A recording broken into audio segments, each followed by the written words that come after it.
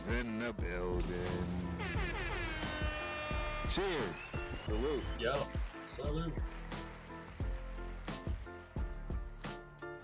Right off the whip, this one is a difficult one. Difficult. Crying like a 2-year-old, mad, pouting. But look what I got on.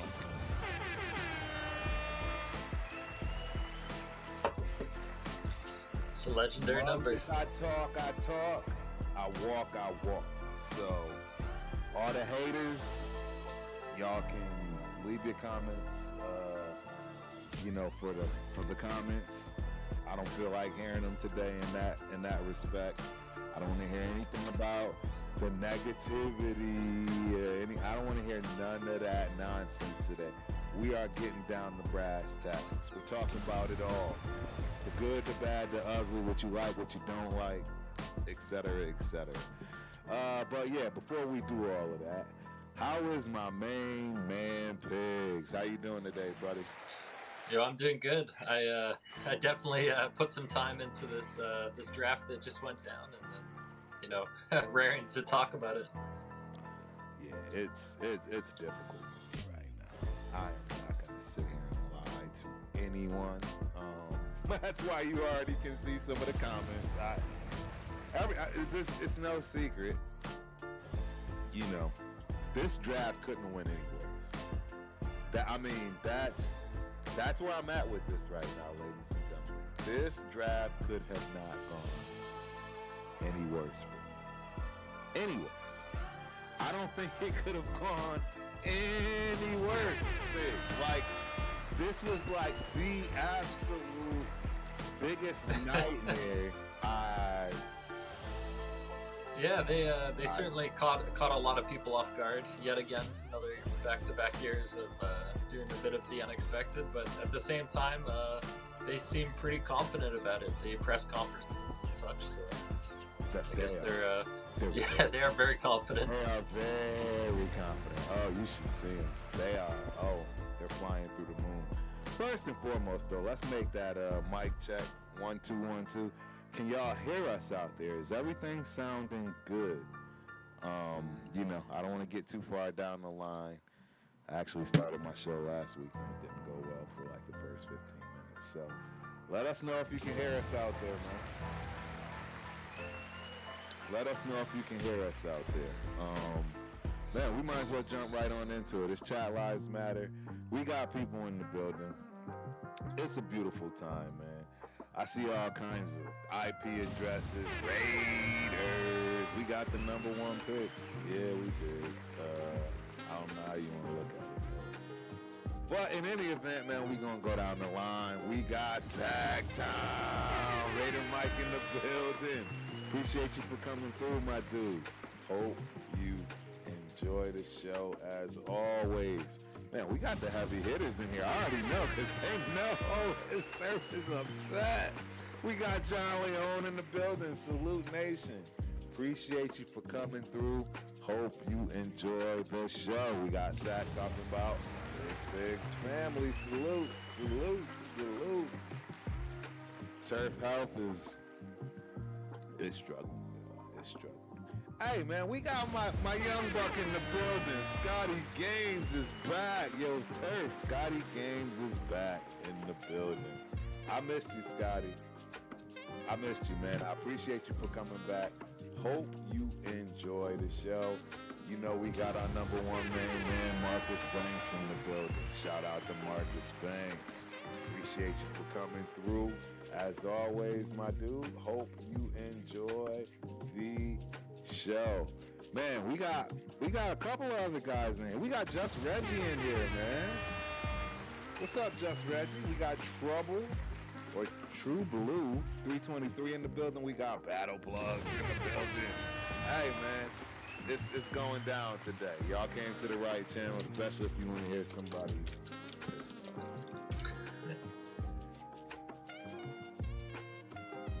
off. So it does sound good. Okay, good. We got my dog, Dixon Cider in the building. Well, you got a picture of Jeff on your joint. That look like a picture of Jeff, bro. Appreciate you coming through. Hope you enjoy the show. Yeah, let's just dive right on in, man. You know, draft aftermath, bro. Excited, disappointed.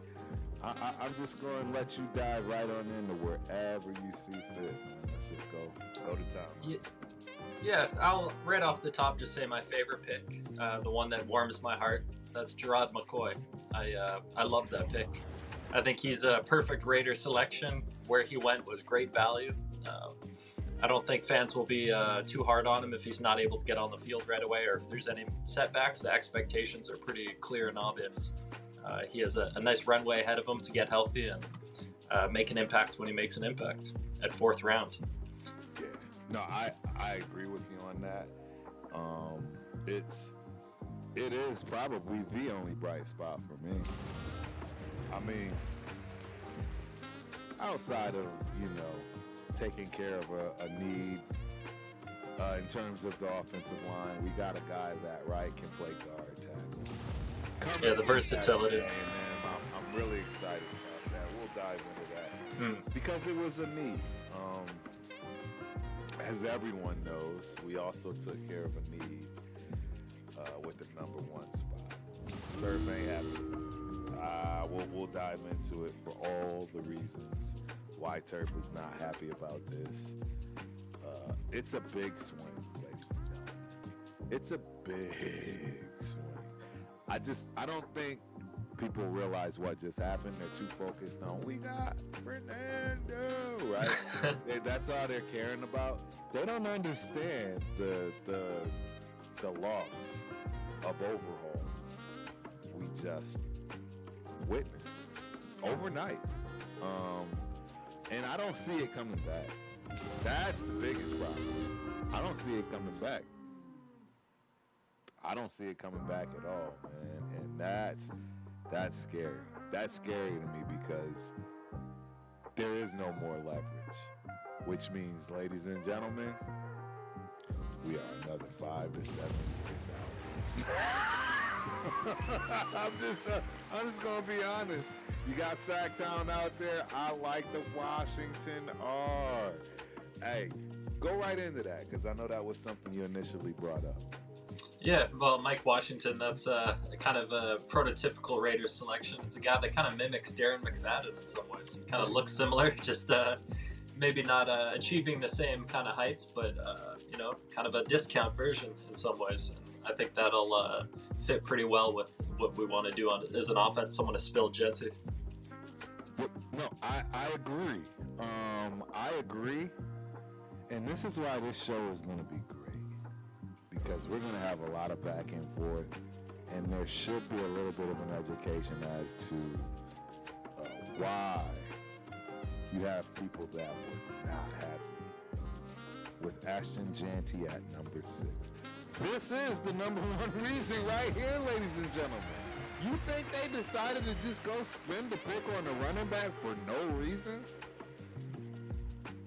And mind you, there are plenty of them in free agents. There are plenty of them in general across the board. But after picking at number 6, supposedly the best running back of that draft class, the very next year, you go pick a couple. Well, if you're picking a running back in the top 10, that running back needs to be that guy. He needs to not come off the field. He needs to be an every down back. There needs to be no secondary guy that matters. They're just there to spill them. They're just there to make it make sense. We just picked a guy that could potentially be better than Ashton Genty. Period. Better than. Not just better than. He can hit the hole and go. Pause. He can do all those things. Genty can't do that. He's going to be very lucky to ever see a 70-yard run in the NFL. Very fortunate if he ever sees something like that. That's just not possible. It's kind of the perfect lightning thunder kind of arrangement. It is. It is. I agree with that. Like Chris Johnson, Lendell White kind of complementary roles. What a beautiful combination to bring up. That was one of my all-time favorite running back duos of all time. They'd probably be in my top 3. Perfect mesh. Yeah. But the problem is we picked this guy up with our first pick of the previous draft. It sets us back. We just picked a running back to complement when, if the running back we picked at 6 was correct, we would have been able to use that pick for something else that was a hole. Because the reality is, not all of our holes got filled. Pause. I think we still got plenty open, including the guard position, right? The guard position is no guarantee. The tackle position is no guarantee. And you know me. I see Colton Miller out by week 8, week 9. Is this guy our new guy? Yeah, the selections right behind Washington, there was a number of guys that I really was quite high on. Skylar Bell was there, Malik Muhammad, Will Lee, Genesis Smith. These are all guys that I would have been really happy with. Even a Bryce Lance, not too far down there. Kyle Lewis, Ephesian Prysock, Kamari Ramsey. It just goes on and on with the names that pique my interest. But yeah, we had to use it on a fairly premium running back who admittedly, he went where he should have went, kind of 3rd, 4th round, but still a whole lot of other guys went in the 3rd, 4th round that I think could have been more late 2nd, 3rd value. And yeah, I hope he's able to produce some home runs for us, because that would make the pick worthwhile. But big expectations for a home run hitter. And isn't that amazing? Yet this is year 2. We're yet picking another running back, and we're hoping still. Because don't get it twisted, ladies and gentlemen. This Mike Washington Jr. pick is not a guarantee. This is not a rock solid. Ha-ha! Protect the Shield podcast. Dude. Y'all know What's up, Chris? Yes, you know that is a TRS member. That is right. That is an affiliate right there, man. He actually took time out of his life. Money, job, cars, all that, right? You know that's... Man, Chris went to the draft, man. And yeah, I saw some photos. They looked pretty impressive out there, representing Nation. Man. I feel bad, man. It's just horrible. I feel bad, bro. I really You wanted to be there, but I did too. So yeah. So the intention was there. I couldn't make it, and shoot, man. There's so much. There's a lot going on. I couldn't make it. My wife had to head to Minnesota. Shout out to them GGs. Yeah. They had, the banquet, the end of the year banquet, all that good stuff. But unfortunately, it brings me to a part that, I am definitely not wanting to talk about. I actually told Pigs about this earlier, and it was probably the first thing that I should have laid out with. And hey, look, this is a sports show. Life happens, ladies and gentlemen. Life happens, and unfortunately, one of my close cousins, her daughter passed away. So, yeah, and we're talking at a young age of 35. This is devastating for us, for the family. It's still a shock. It's only been a few days.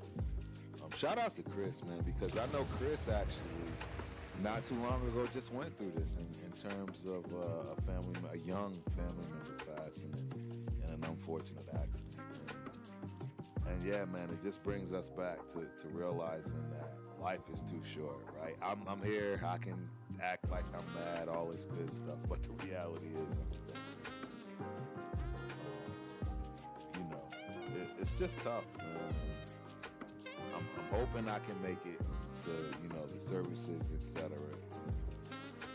Yeah, I mean this one hurts my heart, guys. You're talking one of my cousins that from Yay High, you know, always heading to Miami. Keisha, you know, cuz love you. It's easy for me to say hang in there, right? None of this stuff matters. I don't know, man. It's life. It's life. It's life. I don't know what else to say. Well, that's heavy. Life always comes at you, ups and downs and every which way. But yeah, perspective. It certainly puts things into perspective. What's important. It really does, man. And I mean, man, y'all have no idea. One of my most favorite cousins, man. Y'all don't get. This is the other reason why. Because it is tied to football, man. That's my running back, man. This is my running back's his granddaughter, man. This is my running back, man. JC. JC Crump. Y'all know I talk about him all the time. We know that technically he's the first person to ever go straight from high school to to the NFL. Not NFL, but professional football. I will say that. CFL, yeah. It's real football. Yeah, it's legit. He didn't go to the NFL, but he definitely went to Canadian football and the USFL. Basically out of high school. So this is his granddaughter. It hurts, man. I don't know what else to tell y'all about it. You know, we push through. We're gonna go through the show. I don't have a choice, right? This is what we do. We get through it. But shout out to Keisha. Shout out to the Trump family. Granted, everything works out. I'll be down there. Yeah, we'll get through this together as a family. So I'm gonna leave that at that. And let's move on. Let's try before y'all got Turf turning the camera off. All that good stuff. Yeah, let's try to move. So where were we at, man? We were talking about Mr. Washington. We were talking about the running back. Running backs are, they carry so much weight on the team. Even if you're selected as a late round guy, you can make a huge impact on a roster. So this is the part that is really throwing me for a loop. Because I know you brought up Mr. Washington, but he's not even the one that I actually pay attention to. I want y'all to know something. There's a lot of reasons why Mendoza was not a high pick for me. Several reasons. But one of the biggest and main reasons are the pieces around it. The oldest, right? Usually wisest, right for the game. We got a running back from Indiana, ladies and gentlemen, Mr. Hamby.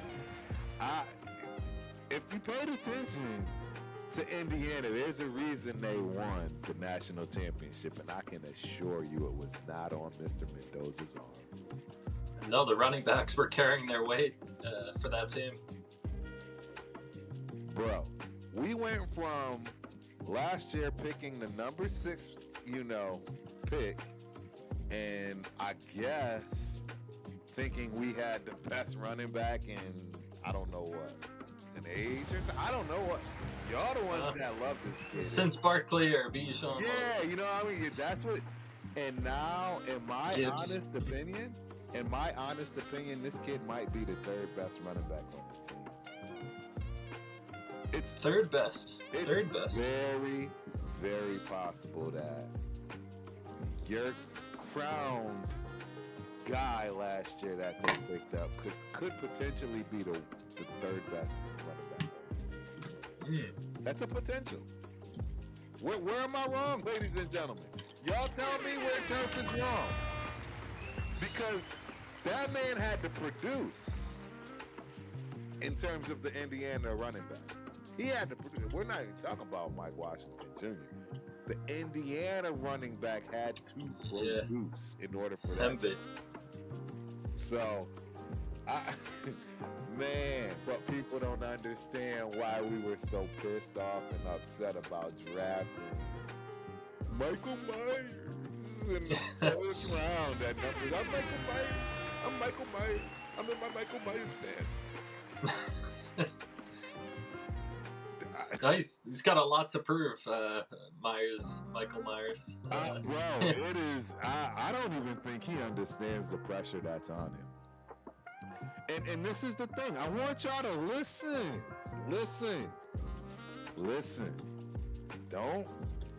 Don't listen to respond, to come up with your... Listen to what I'm telling you. No professional football team or organization is going to pick a running back like Ashton Janty with the number 6 pick, thinking that they're going to have to turn around and do something again in any round of the next draft. They do that because they know something that we don't. I'm just telling you straight up. You can think how you want to think, believe how you want to believe, but the fact that they pick not just one running back, but 2, tells me all. Well, Hemby was UDFA. No, I get that. No, I get that, but that's my point. You're still picking up running backs. And I think everyone expects a guy like Hemby to stick on the roster because of the connection of Mendoza and all this. It's too perfect to set up. God, and I am preferable to rookies over vets for running back in this modern game. A guy like Hemby, like he's 23, so he's got a lot of experience already. A ton of rushes. I'm trying to tell y'all. It's so. First and foremost, I was not happy with last year's draft at all. I'm still waiting to see where that comes to fruition. That's the question I have for you right now. I'm putting you on the spot, and it's hilarious because I wish you were Spy Tech because I want to hear his thoughts. Where are you with your first draft class? What do we give our first draft class in terms of a grade from last year? Yeah, this is so incomplete. It's not even funny. Like that's one of the biggest issues I have with Pete Carroll is this dude kind of wasted a season. Like the season where we could have found out what we had, we found out nothing. I think we got a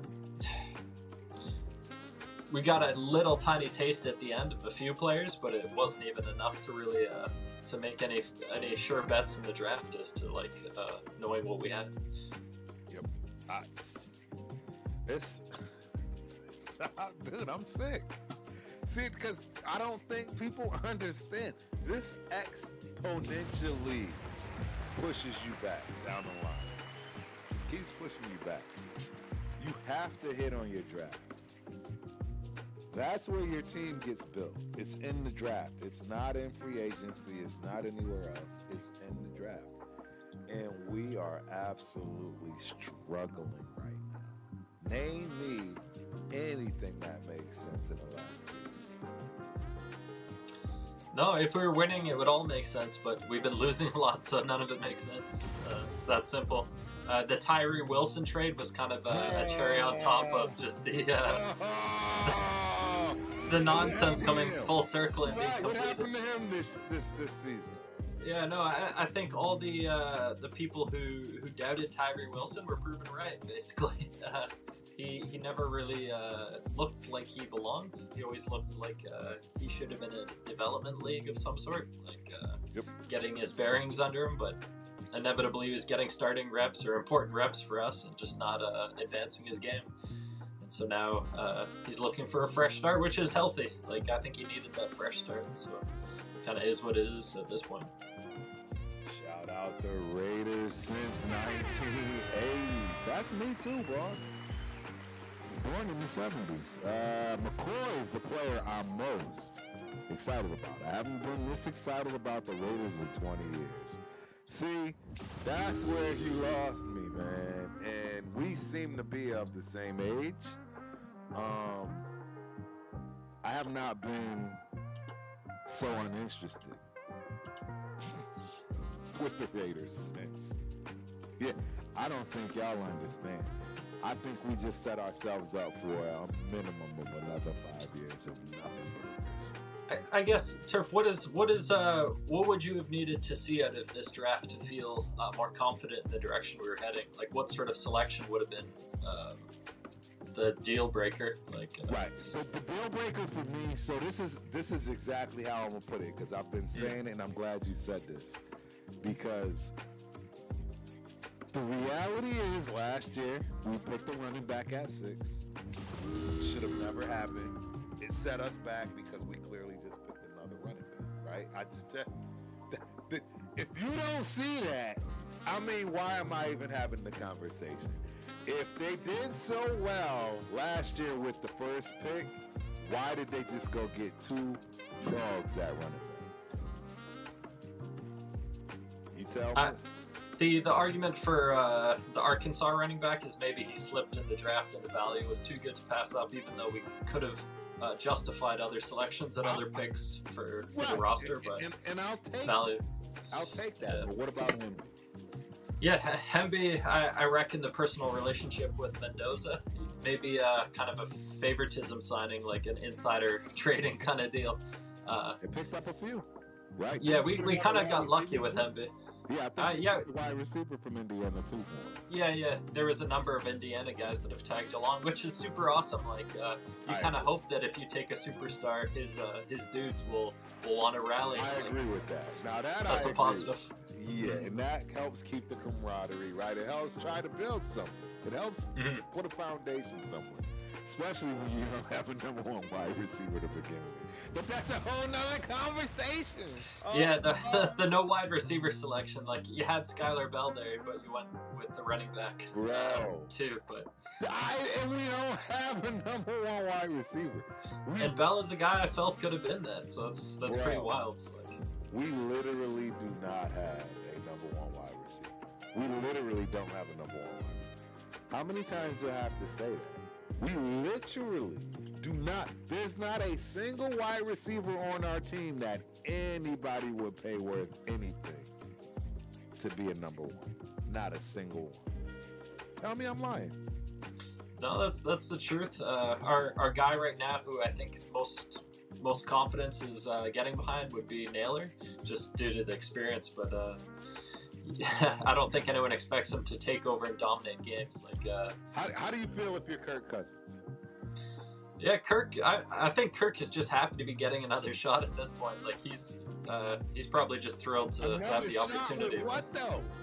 Well, it's got to be Bowers. Bowers is like his saving grace. That's my point. They're setting him up. Like, it's like.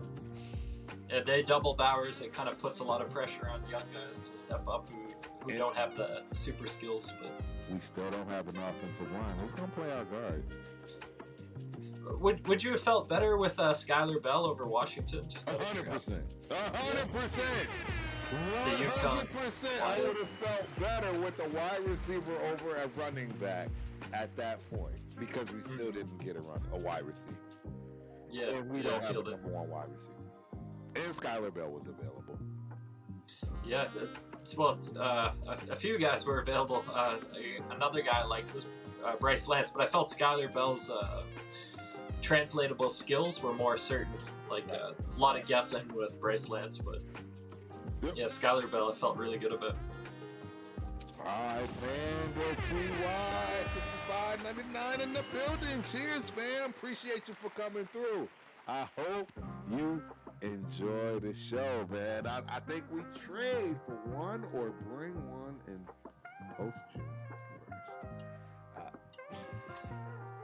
1st. I've been forgetting to mention we did draft Malik Benson, wide receiver, but he's more of going to be stepping into a special teams role until he establishes himself beyond that. He'll be more kick return, that type of thing. Yeah, again, another wasted position. Troy could have done that. I mean, look, I'm past frustrated. I am holding everything I can to not lose everything and be that guy like when I was playing, right? And being in the huddle. And right? Not all things are meant for the public. That's how I feel right now. I'm gonna just be honest with y'all 100%. I hated this draft more than probably any other draft of my life. Holy smokes! Yeah. And this is the draft where we're going first overall selection.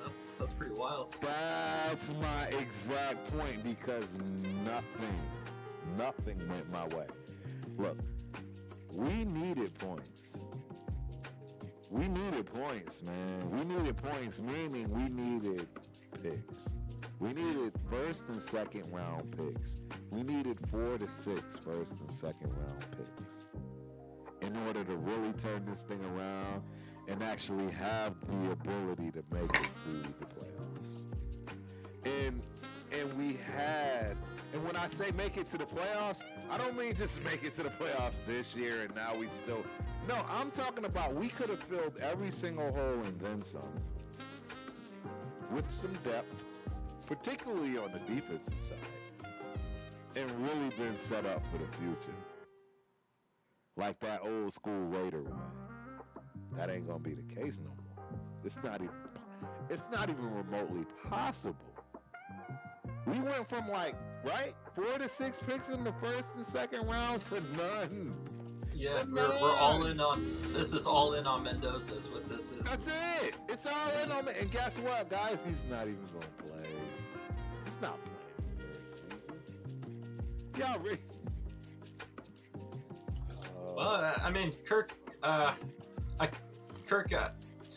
could see him potentially getting injured. Like, it's just kind of what's happened. So we will have someone step up. We're going to throw Mendoza in with an offensive line that's going to get Kirk Cousins hurt. Yeah, that's exactly it. Yeah.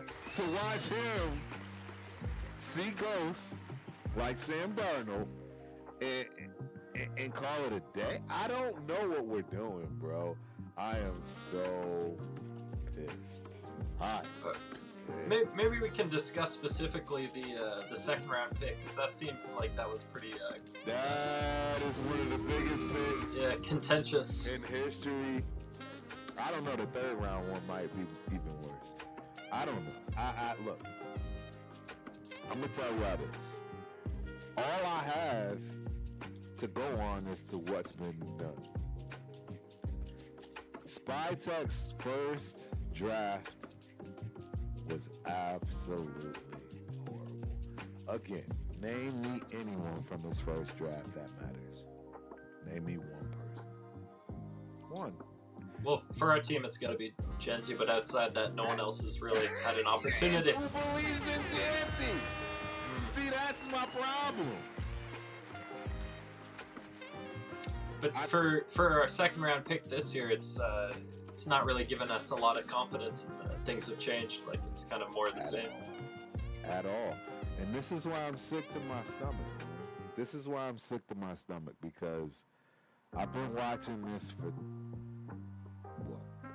87? Look,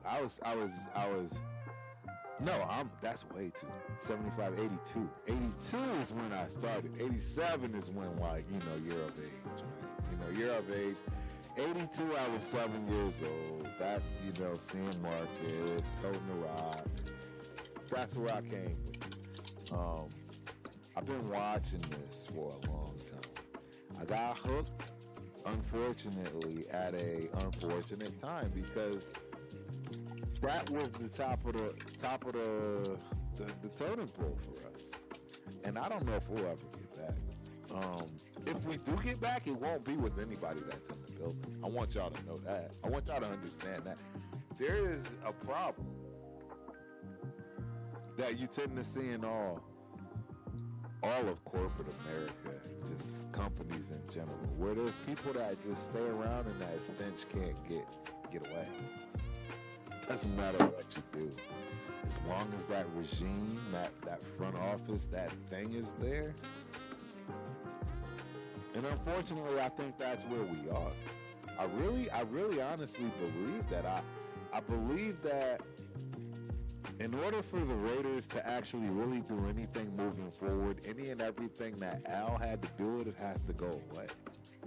Because everyone keeps trying to recreate what Al did. everyone has that nostalgia for Al's way, right? And I think that's why it just keeps coming back to bite us in the ass, because I think we'll form a badass track team. I think we got some of the fastest guys that the league's gonna see. Is that shit gonna translate? Flag football. That's how I see it. We're getting a lot of flag football guys. You pick what? Guy with 5'10", 180, something like that? Bro, I don't know what y'all watching. I don't know what y'all seeing. My eyes work. And maybe they don't. Maybe that is what it is. I am starting to realize, you know, in this old age that, stuff is getting fuzzy. Maybe my eyes ain't working. Pigs, take over. You gotta talk. Yeah, you gotta we got a question here. We got a question from IPND 6599. Yes. I would have rather had Boston over Stooks. Yes, 100%. A million times over. 1,000,000-1. Yes. Sorry. Yeah. But yes. Yes. Yeah, I mean, Stooks certainly has the versatility, but he is older, and Boston certainly had that nice upside potential, and he went so short after our selection. It certainly didn't feel great, especially on the heels of McDonald's going in our selection. Bro, I don't know how y'all don't see this stuff.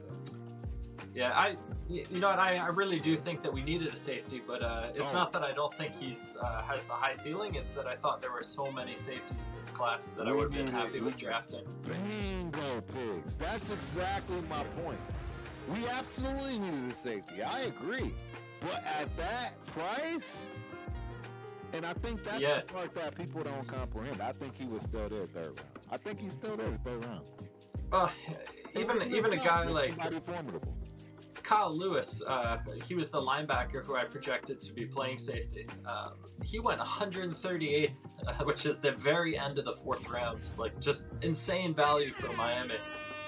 And I think he's going to be an impact player year one. And so we took a guy in the second round who's older, and I don't know if he's an impact player year one, but he certainly has the right tools, and he's a coach's son, I believe. And you know, we drafted his teammate too, so there's some synergies there, but at the same time, I liked a lot of the value elsewhere in the draft, especially for that position. And that's the thing. That's the key that people got to understand. We're talking about value, and you have to go back. You have to go back to the second round and look at who was still available when we picked Stooks. Wow. Yeah, that's tough to do at this point. This is gonna be a tough day for me. Some names that you would have liked, like Jacob Rodriguez, went just a few picks after. Bro, I couldn't believe that Rodriguez fell. I call him falling. Rodriguez from Texas Tech, right? A little bit of a fall, yeah. That was a fall for me. I think a lot of people were expecting maybe very top of the second, but even like Christian Miller, he's another guy that has a lot of value potential for a team like us. And Jermaine Bernard, that was a wide receiver who we liked as well, and kind of a unique built wide receiver who looks like a running back kind of deal. And Zion Young, high upside defensive end, premium position. I like what safeties can do, but I acknowledge as well safeties just aren't as valuable as they used to be in the draft. So you can get that guy in the late second. You're not really having to overdraft him. I didn't understand it, and I'm not sure who else is drafting him if it's not us. So look, I'm trying to find a way to have an idea what this regime is doing. You have to have a strategy. There's no way you conquer any kind of anything this competitive without a strategy. And in my eyes right now, the strategy is defense. It has to be. The choices that have been made are all defense. I get it. I truly believe we were stuck with this pick because if you don't pick Mendoza, there's nobody else to pick with the number one pick. No, yeah, that's true. And that's the problem. So see, I thought I was just gonna come in and no, I think we were caught. We were caught in a kerfuffle, right? Is that what they call these things? That's a word. Yeah, we didn't really have any leverage, and I'm sorry, I just don't see anybody else in the league dying to give up 2 first rounders for Fernando Mendoza. Come on, guys! Come on, we're gonna win. I don't know, dude. This kid, good luck. I'll have the jersey. I am gonna get the name on the back, right? I promise. But I'm just telling you, bro, I don't see it at all. I don't see it any way, shape, or form. I don't see anybody following this kid anywhere. But you were mentioning defenses, like what this draft was kind of favorable for bolstering. And our 3rd round pick was Kieran Crawford out of Auburn, the defensive end. Yep. A number of guys went around that pick that I really liked, more than Kieran, but it does address a need, and there's some nice upside there. So sort of, we'll see how that pans out. But yeah, guys I liked around there was AJ Halsey, which would have been a safety instead of the safety at the top, and then right, that's what I'm saying. He was there. See, and that's but maybe less versatility, but very solid player, like high upside in the NFL. Chris McClellan, that was a defensive tackle we had taken in a mock. Malachi Fields was there. Oscar Delp, a lot of people liked. Romello Height is another option for pass rusher over Kieran Crawford. And then Markel Bell was a tackle that we had drafted, the 6'9" guy, just the pure size. You can see that's valued because the Eagles selected him, so I think they're going to be able to have him kind of be Trent Brown-esque in a couple of years, which will be kind of hurting us because we were selecting him in our mocks, and now we get to see him go to an organization that will... Yeah, an organization that's known to develop a guy like that. So I could see him being pretty nasty in a few years. Good value at 68. Kieran Crawford.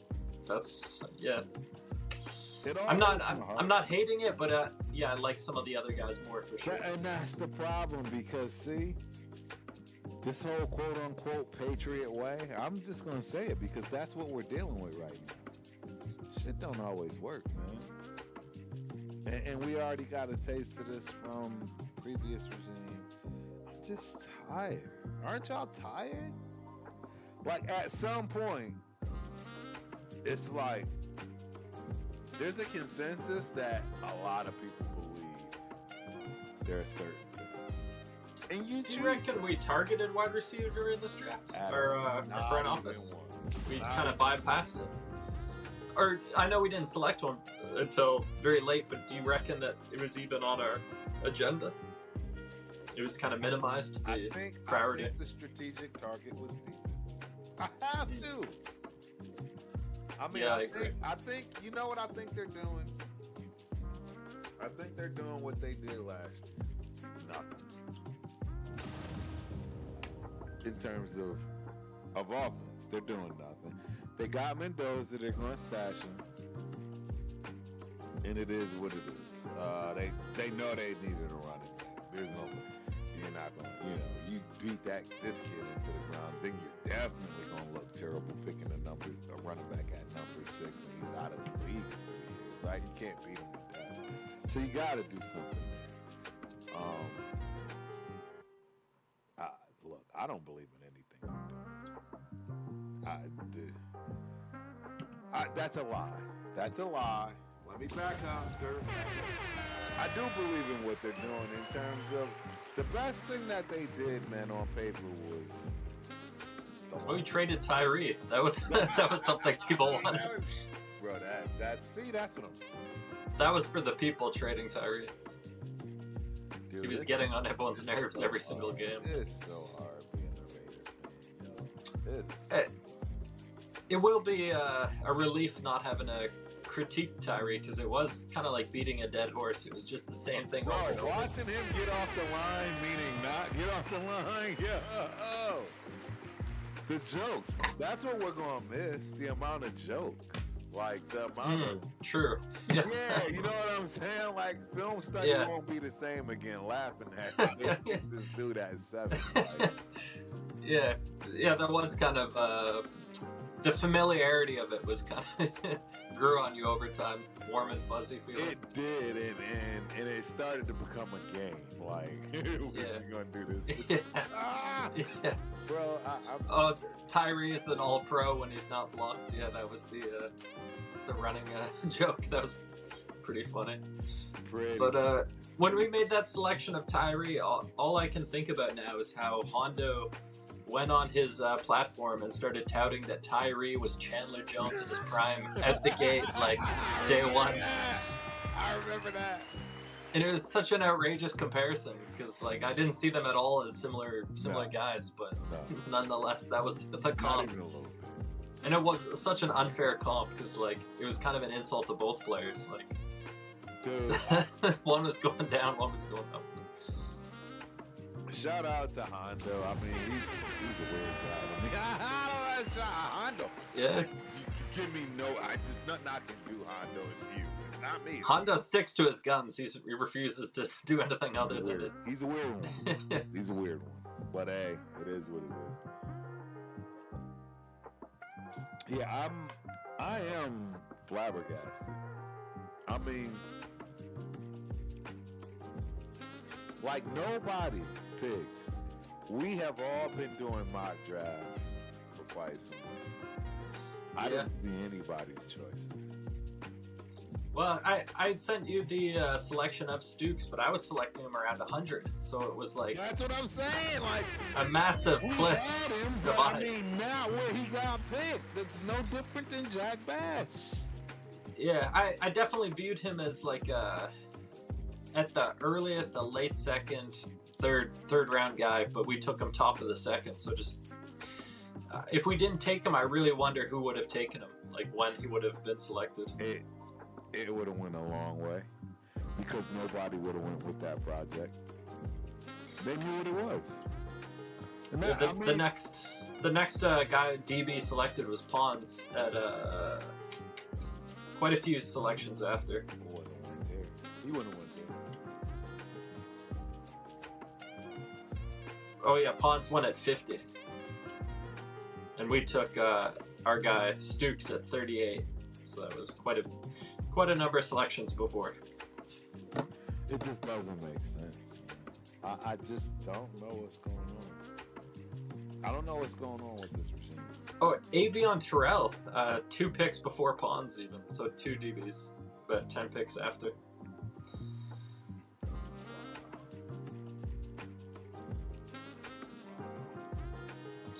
It'll be interesting to see who has a bigger impact at the end when it's all said and done. A guy like Pons or Stukes. Pons is already kind of a dog, but Stukes has the traits. That is my point. And see, they're trying to outsmart themselves, bro. That's the Patriot way. They always want to pick the regular dudes, and you know why they do this, right? Let's just keep it real, guys. It's to save money on the wallet. Right? If you're not a appealing, loud guy, if you will, in the money column, they can talk you down. Yeah, a team player, like take a team-friendly deal. They can talk you down. I mean, that's the hope we have with Mendoza, is that he's gonna take team-friendly deals. Like that's kind of the silver lining. Oh my god. Oh my god. If Mendoza does sign team-friendly deals, that would be kind of justifying some of the early selection, paying him now. Not going to be worth a damn. He's going to be a game manager at best. Come on, guys. So he would never demand a high contract just based on that. Come on, guys.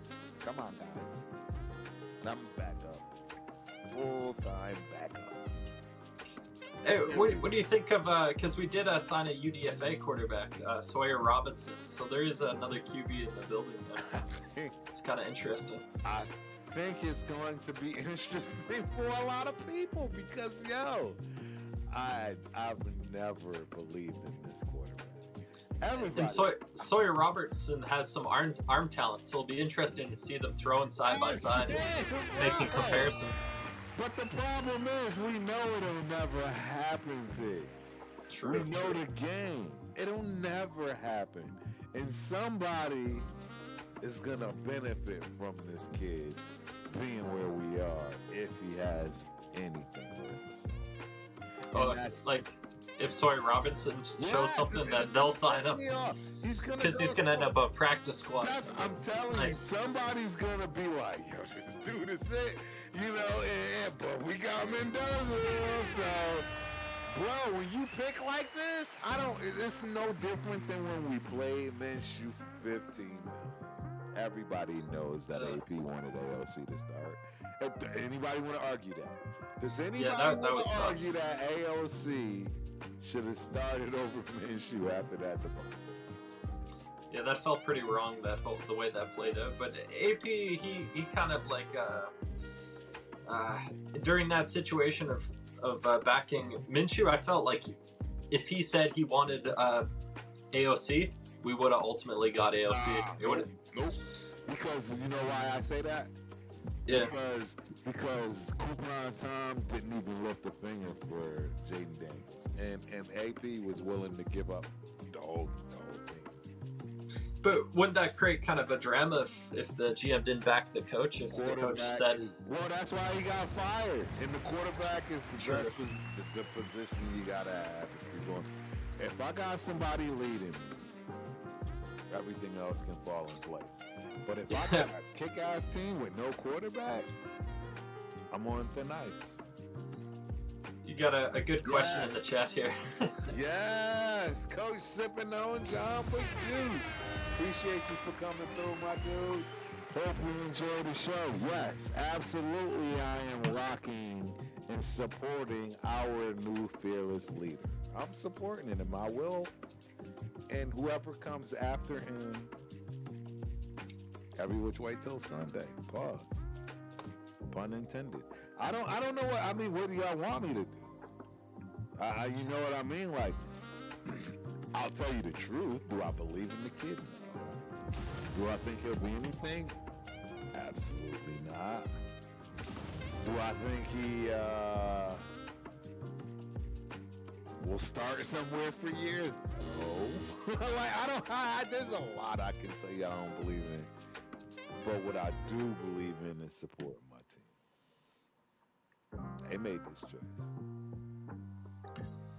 Now, if Mendoza does somehow prove you wrong and kind of, ball out kind of thing, and where does that, where does things switch or turn for you? It's never gonna happen. No, seriously, I have to make sure I phrase this properly for people to understand why this is never gonna happen. It's just not possible. Look, so I'll give you guys something that I've been, talking with everyone.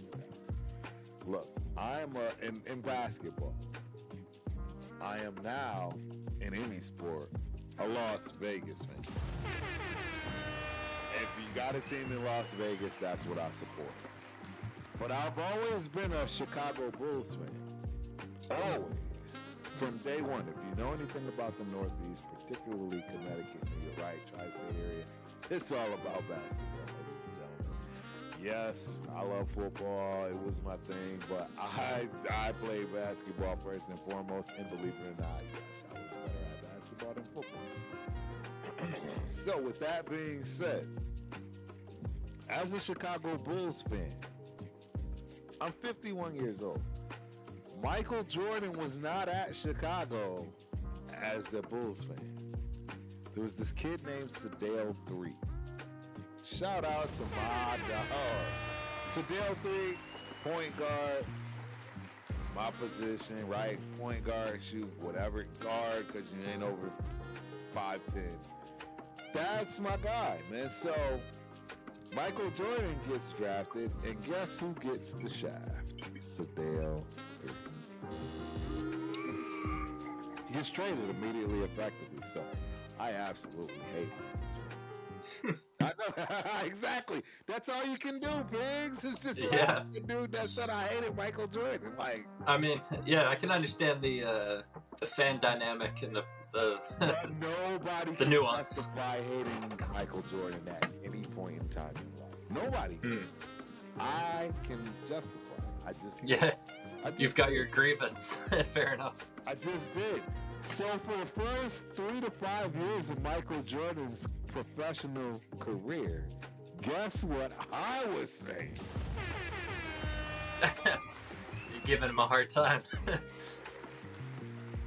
So long story short, all I can tell y'all is I've been waiting for my Michael Jordan moment, and it's not coming.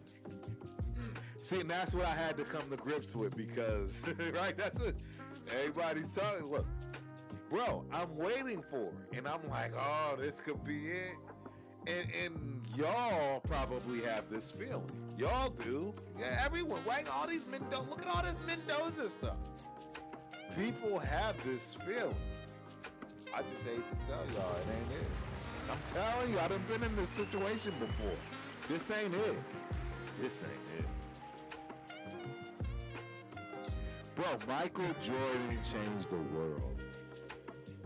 Do you really think Fernando Mendoza is about Well, to change the world? Yeah, realistically, not year one. But if he does come in and take over a game where, say, Kirk goes down and manages to win that game, like that's gonna set the nation off as far as It won't hope happen and for us, such. Biggs. History, see, this is the other nasty, pesky thing that I will never ever not pay attention to because hell, it speaks for itself.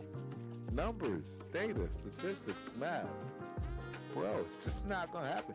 If it does, it won't be for us. I'm not saying Mendoza ain't gonna be the best run quarterback ever. It just won't be for us because that's the way it works. Go do your homework. See, it's a problem. It's a problem for y'all youngsters that just want to keep running around with your head cut off like a chicken. It could be this year. Bro, when you seen the constant, right? Yeah, it's TikTok. It's TikTok. I know TikTok, I'm getting you that. When you seen this over and over, when you seen this we're going on 30 years, guys. Do y'all understand we're going on 30 years? Of nothing burgers? Yeah, even if we had a wide receiver number one, Mendoza wouldn't be At all. more We're appealing. still in a bad situation, which is why the freaking trades needed to happen. At the minimum, we needed one out of the two. Max needed to go, or the number one pick needed to go. It didn't happen, which is why I'm telling y'all. Yeah, in our mocks, it seemed like we were really leaning towards trading back a couple of times, even into kind of the mid first, and then seeing who the BPA was, who fell type deal. And that the way that the draft played out, like there were guys who fell to that kind of range that would have been excellent value and Pigs, franchise changing. What hurt me the most with this, and it's going to hurt me the most, because I know the truth that's gonna come out. No truth. Nobody's giving you 2 first rounders for Fernando Mendoza. Nobody's doing it. Are y'all kidding me? Bro, Jesus Christ. Nobody is giving up a first rounder for Fernando Mendoza, let alone 2. We are over here ecstatic and happy over the most basic quarterback I've ever seen in my life. Jesus Christ.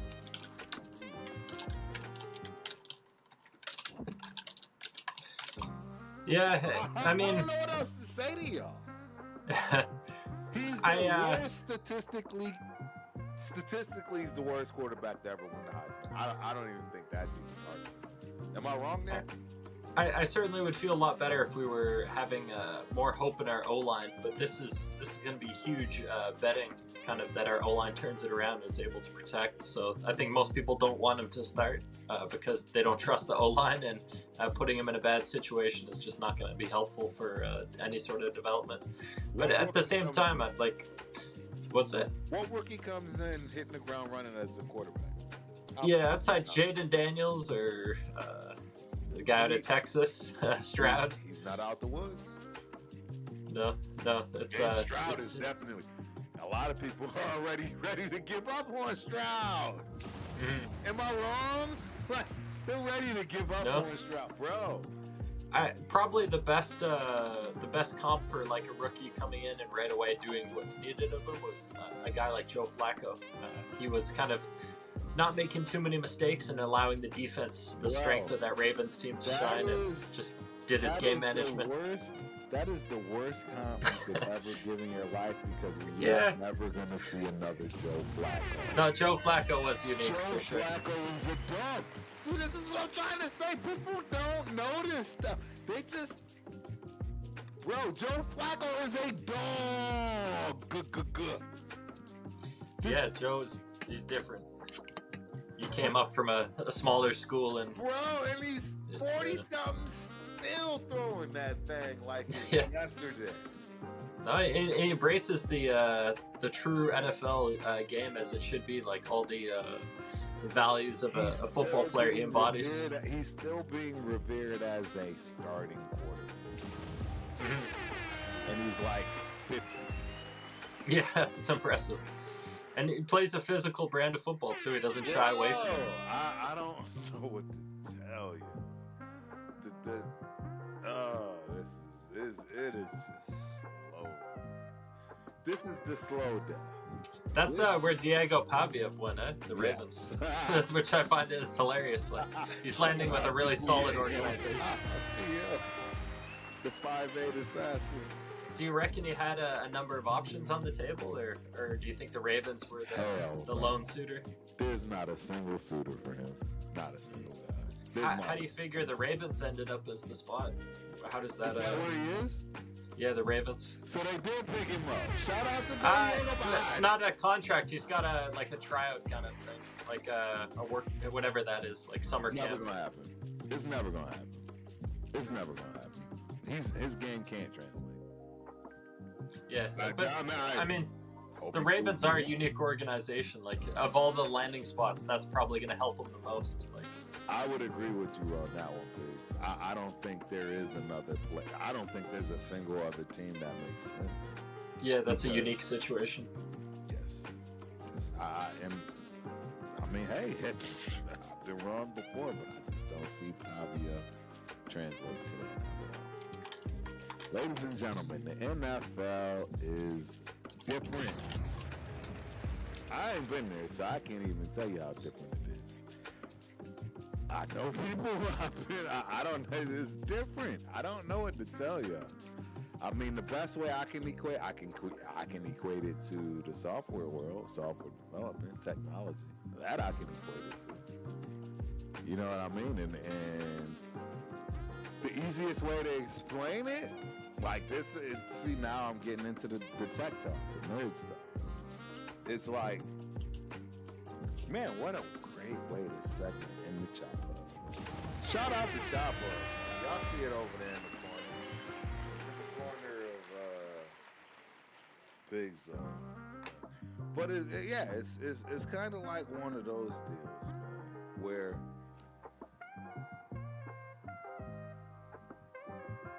it really depends on how long you've been around, right? And what value you bring. Because you could be around forever and bring value. But if there's something that's short, that chops the hub, if you will. Oh, that's a commercial. You step up in line. And that's where you at with it. You know, the times are changing, ladies and gentlemen. And I don't know any other way to explain it. But this goes for the NFL too. And right before our eyes, I think even Tom Brady's playing. right? Get him, sit him.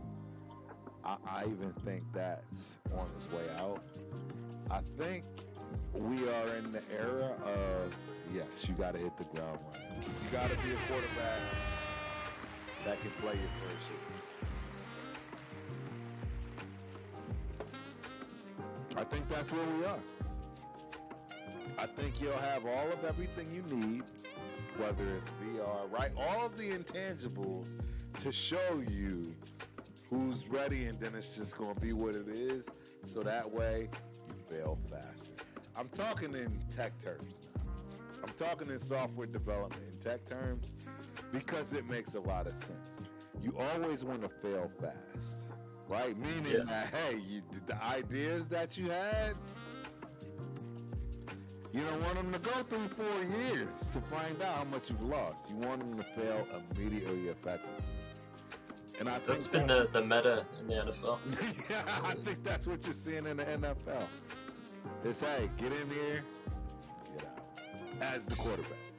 Yeah, and that's mainly a lot to do with rookie contracts. It's just so easy to draft a new guy on that way smaller contract than pay the old guy. See the pattern. That's what I'm saying. Like, yo, this is where we are, ladies and gentlemen. What do you think of that, though? Seriously, like, because that's where we are. I don't know how it goes backwards. I don't know how you turn this clock back. I don't know. Yeah, I think realistically, if you're selecting a quarterback in the first round, he's going to start sooner than later. It's just that's the nature of the market because, as you said, you kind of want to see what you have so you know whether or not to continue drafting premium picks in that position.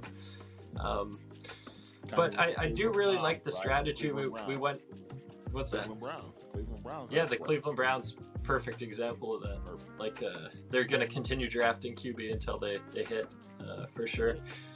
But I quite like the strategy of bringing a guy like Sawyer Robinson in to kind of work against Mendoza and Camp. We can, as fans, really watch the two and get an interesting contrast as far as what they're putting on tape to see where he stands. A good benchmark quarterback, another rookie. The problem I have, though, Pigs, they will never.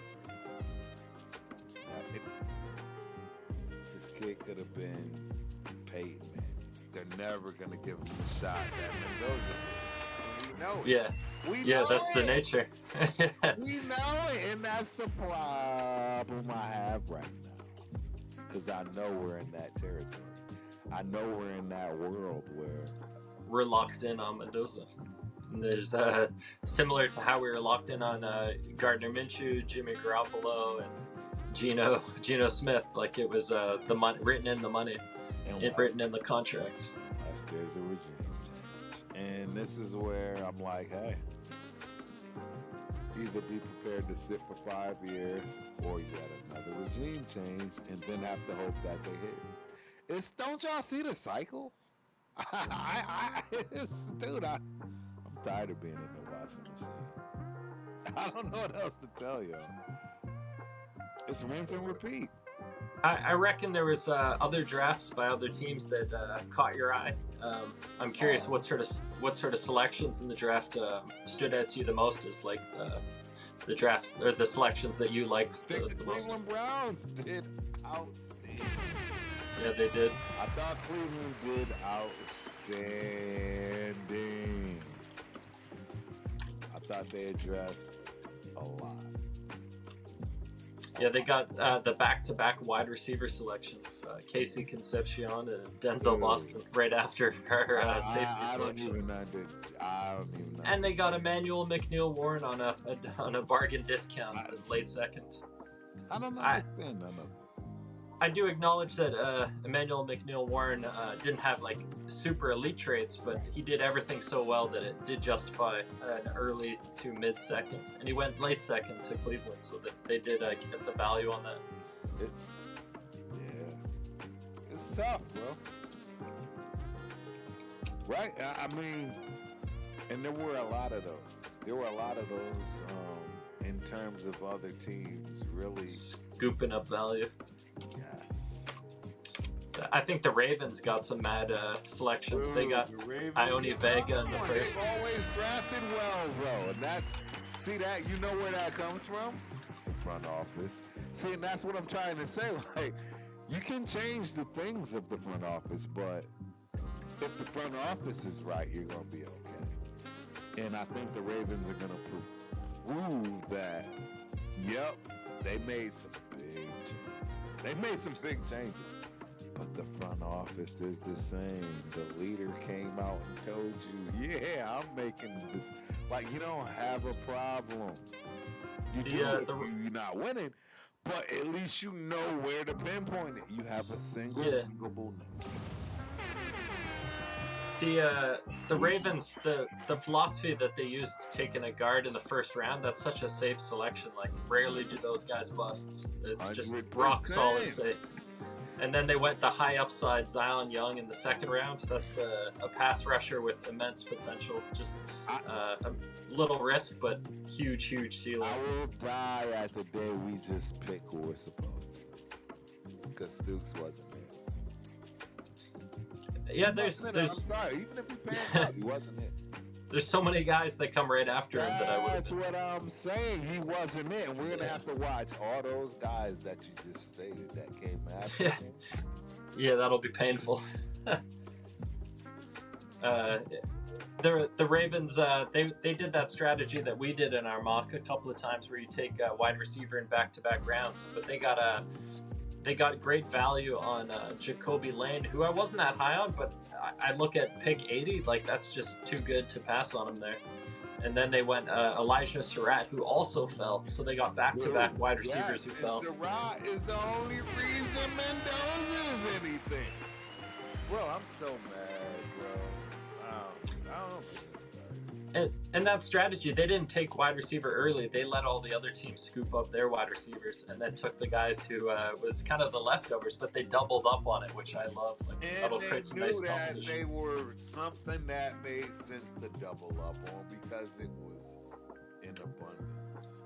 Mm-hmm. There were a few positions, in my opinion, that was in abundance, and we didn't capitalize on any of them. The other team that I really want to give a shout out, as far as, like, I love their draft, that would be the Tampa Bay Buccaneers. They got Ruben Bain at 15, and then they Ruben Bain at 15. Just insane selection. They got a really fun player in Josiah Trotter at linebacker, who puts out great tape. Like, not great in coverage, but great at everything else. He came from the balls of a legend, bro. Jeremiah. Yeah, there's bloodlines. And then Ted Hurst, like, a guy we really liked, and kind of looks like an ideal Raider. Bro, I am so sick about the Georgia State kid that I know more than I care to know about, because it's from the great state of Georgia. ATL right there. They just got new facilities, etc. I know way too. Dude, I just don't want to even talk about it. You know what I mean? Like, it just pisses me off. What's crazy? That's not even my favorite pick for them. No, it's not. Keontae Scott in the fourth. Like, that's just insane value. Like, that dude is going to be making teams pay for years. Like, the amount of quarterbacks he's going to sack and, like, put at health risk is kind of hilarious. Like, there's going to be some serious retribution coming from Keontae Scott for the next few years. Yep. Yeah, all of this hurts my heart. Like, for real. I don't think y'all understand. Like, this draft really hurt. We were really in position to literally flip the script. There are very few teams that get themselves put in position to literally go from zero to hero. And we had that ability. We have that ability. We have that chance. But I think this draft was worse than last year's. Damn. That's well, we got to see how it plays out, but that's not a good How did last year's draft play out? not great, but I hold Pete Carroll accountable for a lot of that.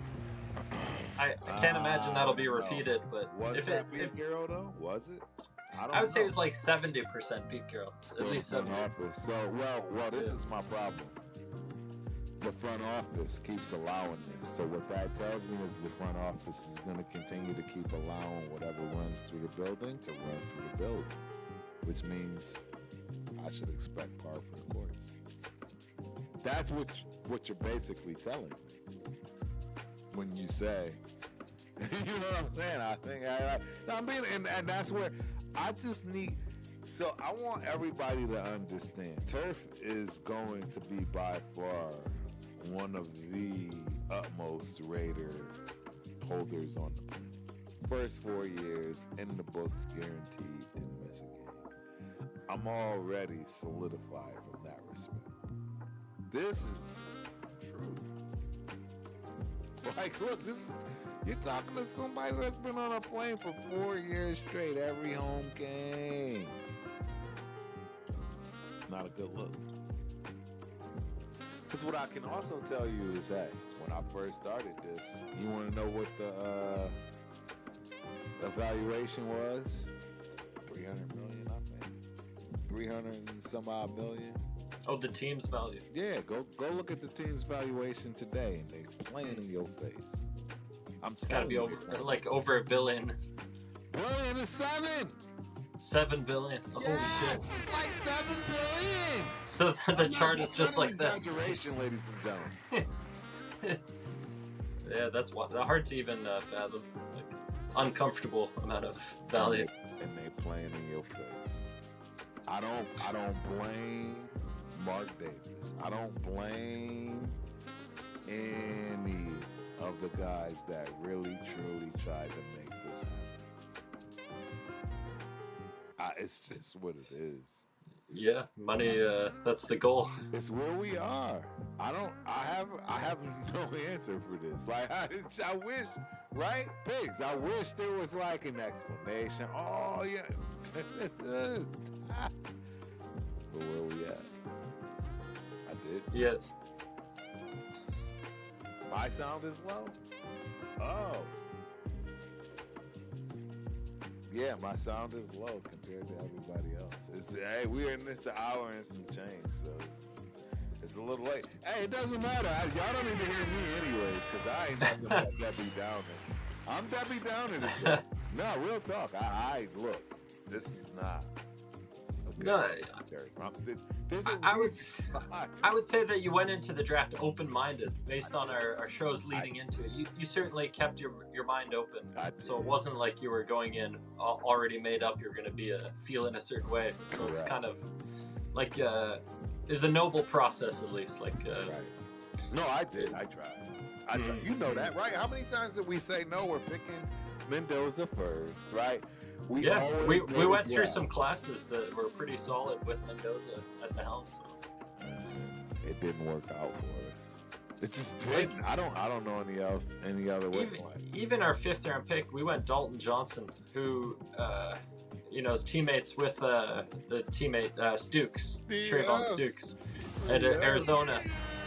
But nothing necessarily against that pick. It's just, again, there was 5, 6, 7 other guys in that just 10, 15 pick range right after that I would have been so much more happy with. And didn't work out. Had we got Dalton Johnson maybe in the next round, then I would have been feeling a lot better. But that's a premium pick, that 5th round pick. There were so many guys who fell, like Jalen Kilgore. If we didn't pick up the running back, we could have got Nicholas Singleton from Penn State at that pick. Emmett Johnson was there.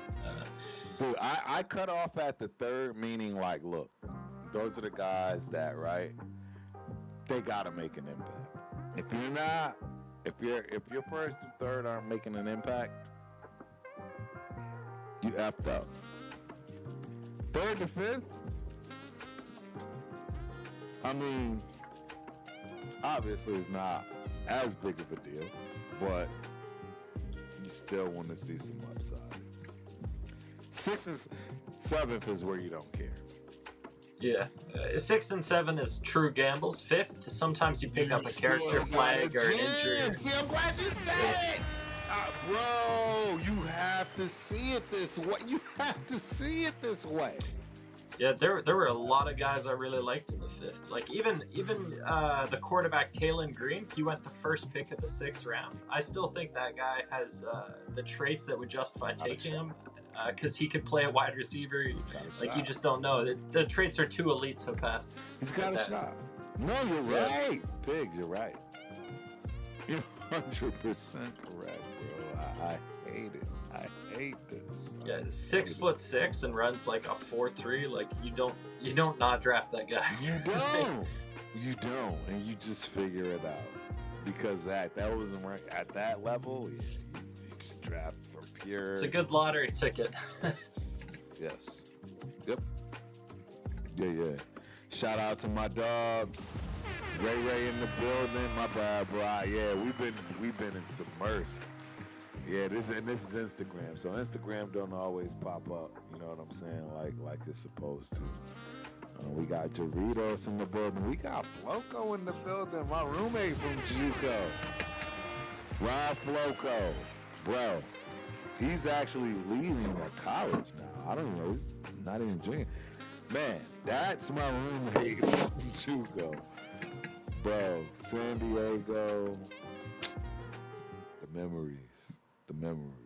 Appreciate you for coming through, my dude. Hope you enjoy the show. Ray, that's LA all day. Ramsey Alexander, aka Pookie and Ray, right? Yeah, that's Ray, man. Safety. Dude still swole at like 50-something. Like, still in the gym, all that good stuff, man. Appreciate you for coming through, bro. Hope you enjoy the show. Yeah, that's guys I play with. These are guys that I played with. We're old timers now, man, but hey, we still got that mentality, so I'll get into it. No, it's still the same sport at the heart of it. Like doesn't matter. Collision sport. Doesn't matter. And hey, us old timers, you put us in a bad situation where the instincts kick in. You might catch the wrong situation. Nah, shout out to my dogs, man. Hey, bro, if there's anything that I can tell you, that's the biggest thing I took away from sports. The people that I still talk to today, it never ceases to amaze me, man. I could need a shirt on my back. It doesn't matter what it is. These are the guys that come through. So. No, it's brotherhood. That's not something you find anywhere. Not at all. But I wish this draft was better for me. So honestly, Pigs, how do you feel like? Cause right, I mean, you know, we're everybody. Yeah, if I'm giving it a grade, it's probably like a solid B. Okay. Just around B. No plus, no minus. I'm C minus. You're C minus. Okay. I'm not D plus D. And take Mendoza entirely out of the equation. Are you still at C minus? I'm closer to a B. Closer to B. Okay. B minus. Probably I would give it a B minus at that point. Yeah. I would have to assume we've gotten some players that hit the ground and help us right away if we get rid of that pick. So that's why I would say that.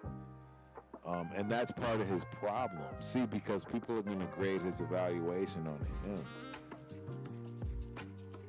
The fact of who you are, it hurts. It hurts you. I don't see the value. And that's why we couldn't trade it. I mean, that's just the facts, right? We couldn't trade it. I'm telling y'all we couldn't trade it. We couldn't trade it. I mean, you just picked up Kirk Cousins. There's no reason you want to draft a quarterback, right? It's kind of like the McVay situation. I'd love to be a fly on that wall. For the Simpson pick? Let's just keep it big. There is no way McVay wanted to draft Ty Simpson.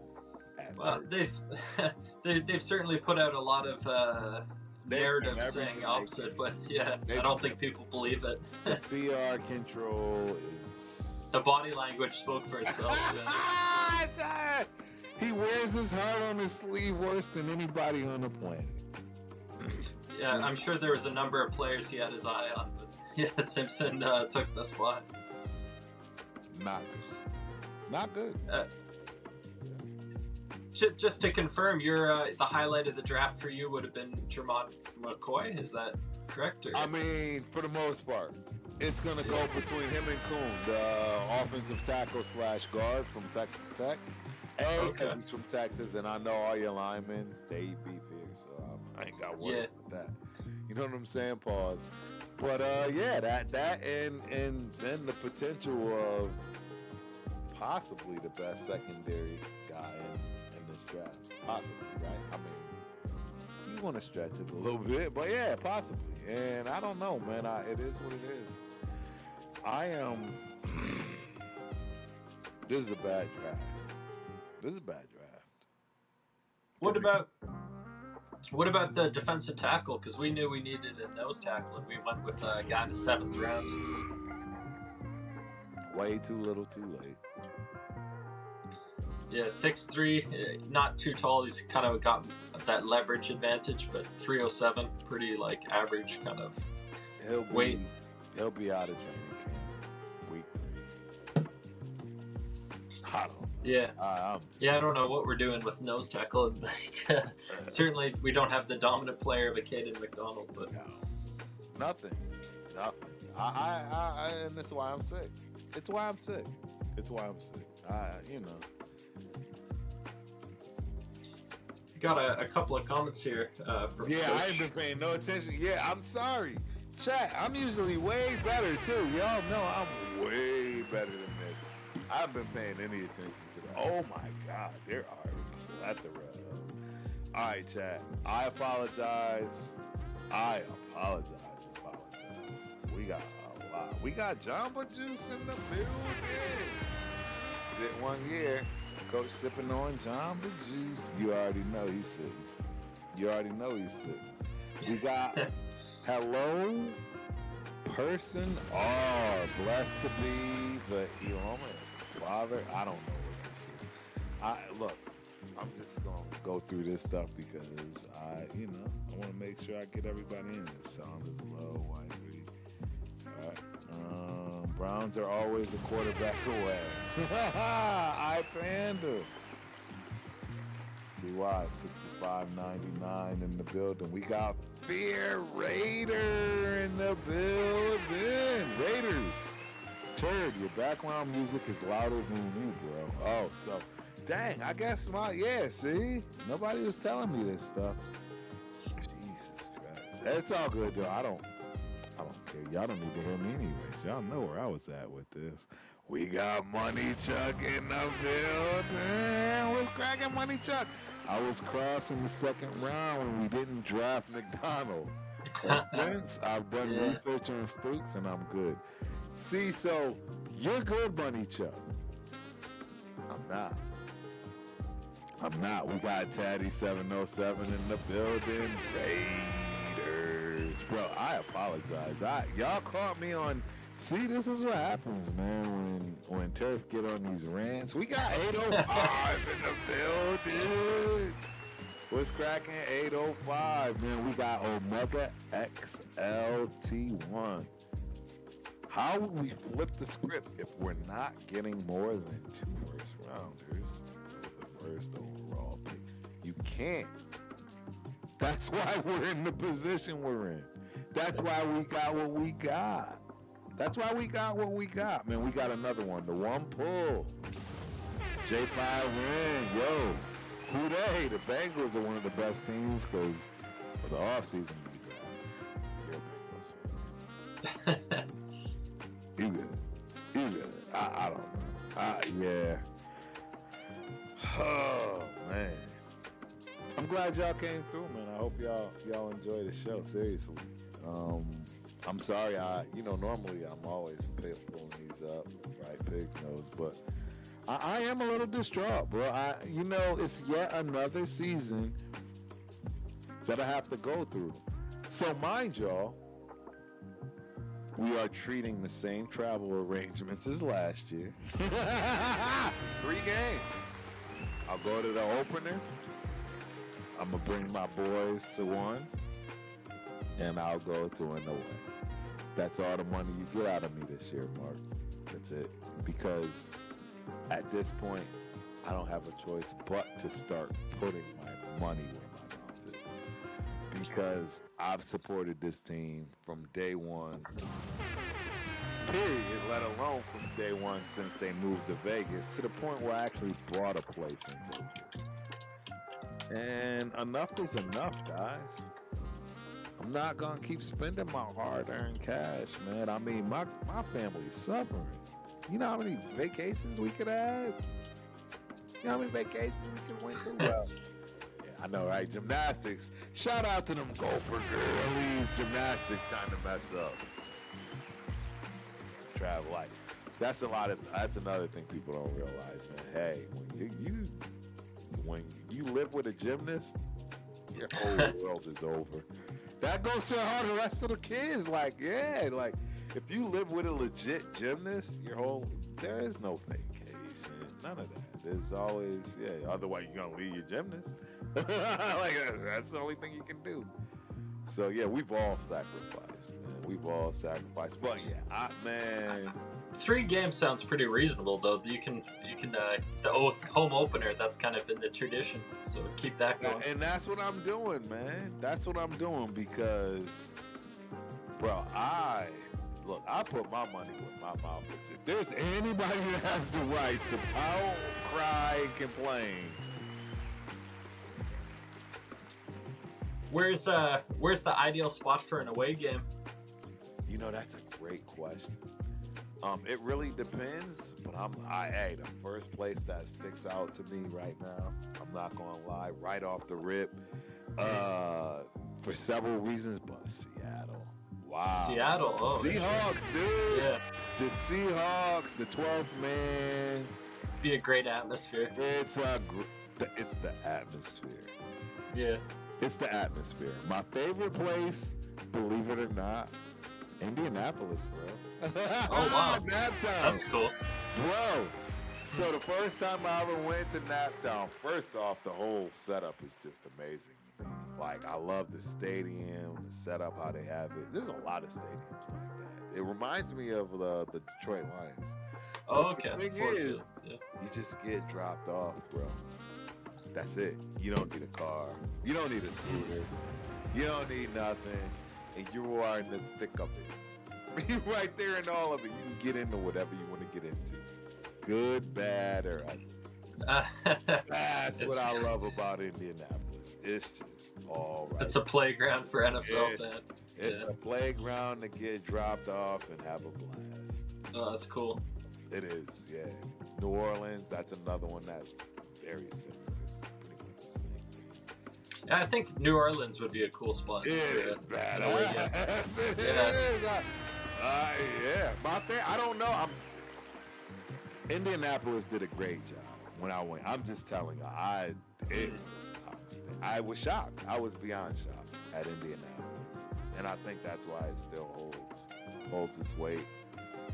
Detroit, I'm biased. You know that, Biggs. Yeah, I mean the city's those areas. If it weren't for the cold, like body could take it.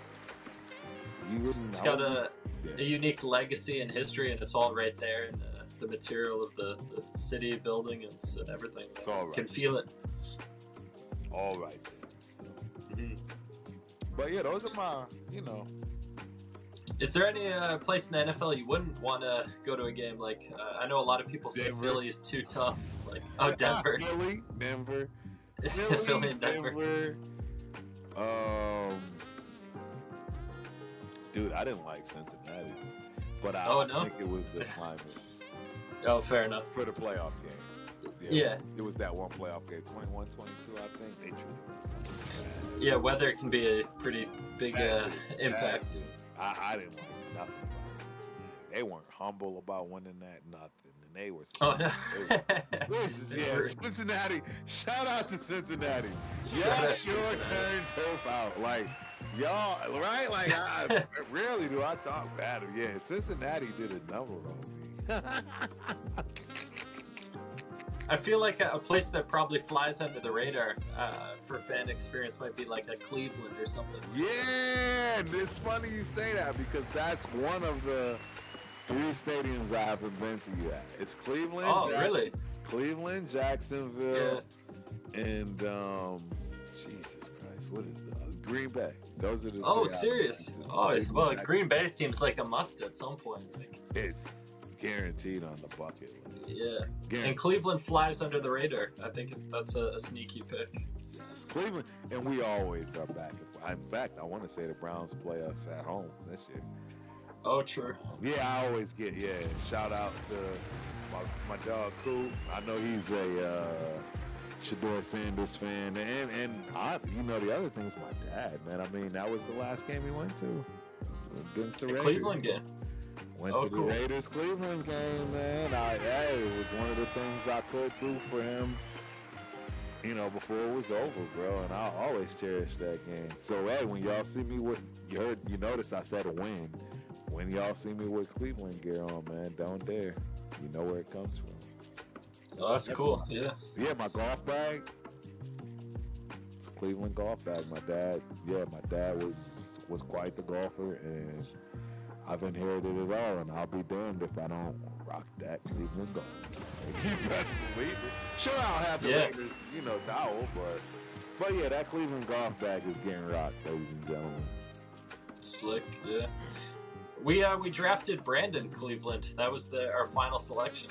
Yes. That was, the nose tackle. Yes. Yeah. So hopefully it makes the squad and is able to get out there on the field. So that'd be pretty cool. I agree. Raiders Unleashed in the building. Turf and Pigs, what's good? Appreciate you for coming through, my guy. Hope you enjoyed the show. John Thompson, it was a good draft. It depends on who you are, John. Because it wasn't a good one for me, bro. Let me see what else he said. The team is building it right. I like how we addressed the secondary, bolstered the running back room. See, that's where you're losing me already. Why do you bolster a running back room that drafted a freaking running back at number 6? Why are you bolstering any of that? I'm sorry, I digress. Let offense cook with what we have. What are you cooking with? You don't have nothing. John, see, this is why I can't do it.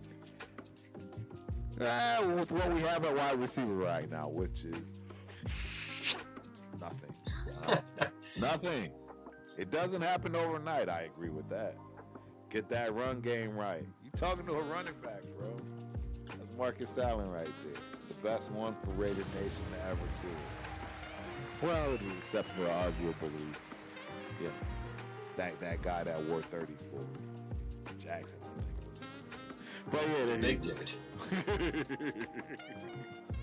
Nah, shout out to John, bro. Appreciate you for coming through, man. Hope you enjoyed the show. Oh my God, Raiders Unleashed. You got another hour, bro? You show up late and have the nerve to ask that question, what I didn't like about the draft? Big, what is wrong with these people? Oh, yeah. Yeah, what you didn't like about the draft, we've laid that out pretty. Everything. Covered the bases. First, second, third, right? I'm gonna be honest with y'all. I've been saying it from jump. It's like we can't get right. What movie is that? You just can't get right? Yeah, that's the movie. Can't get right, bro.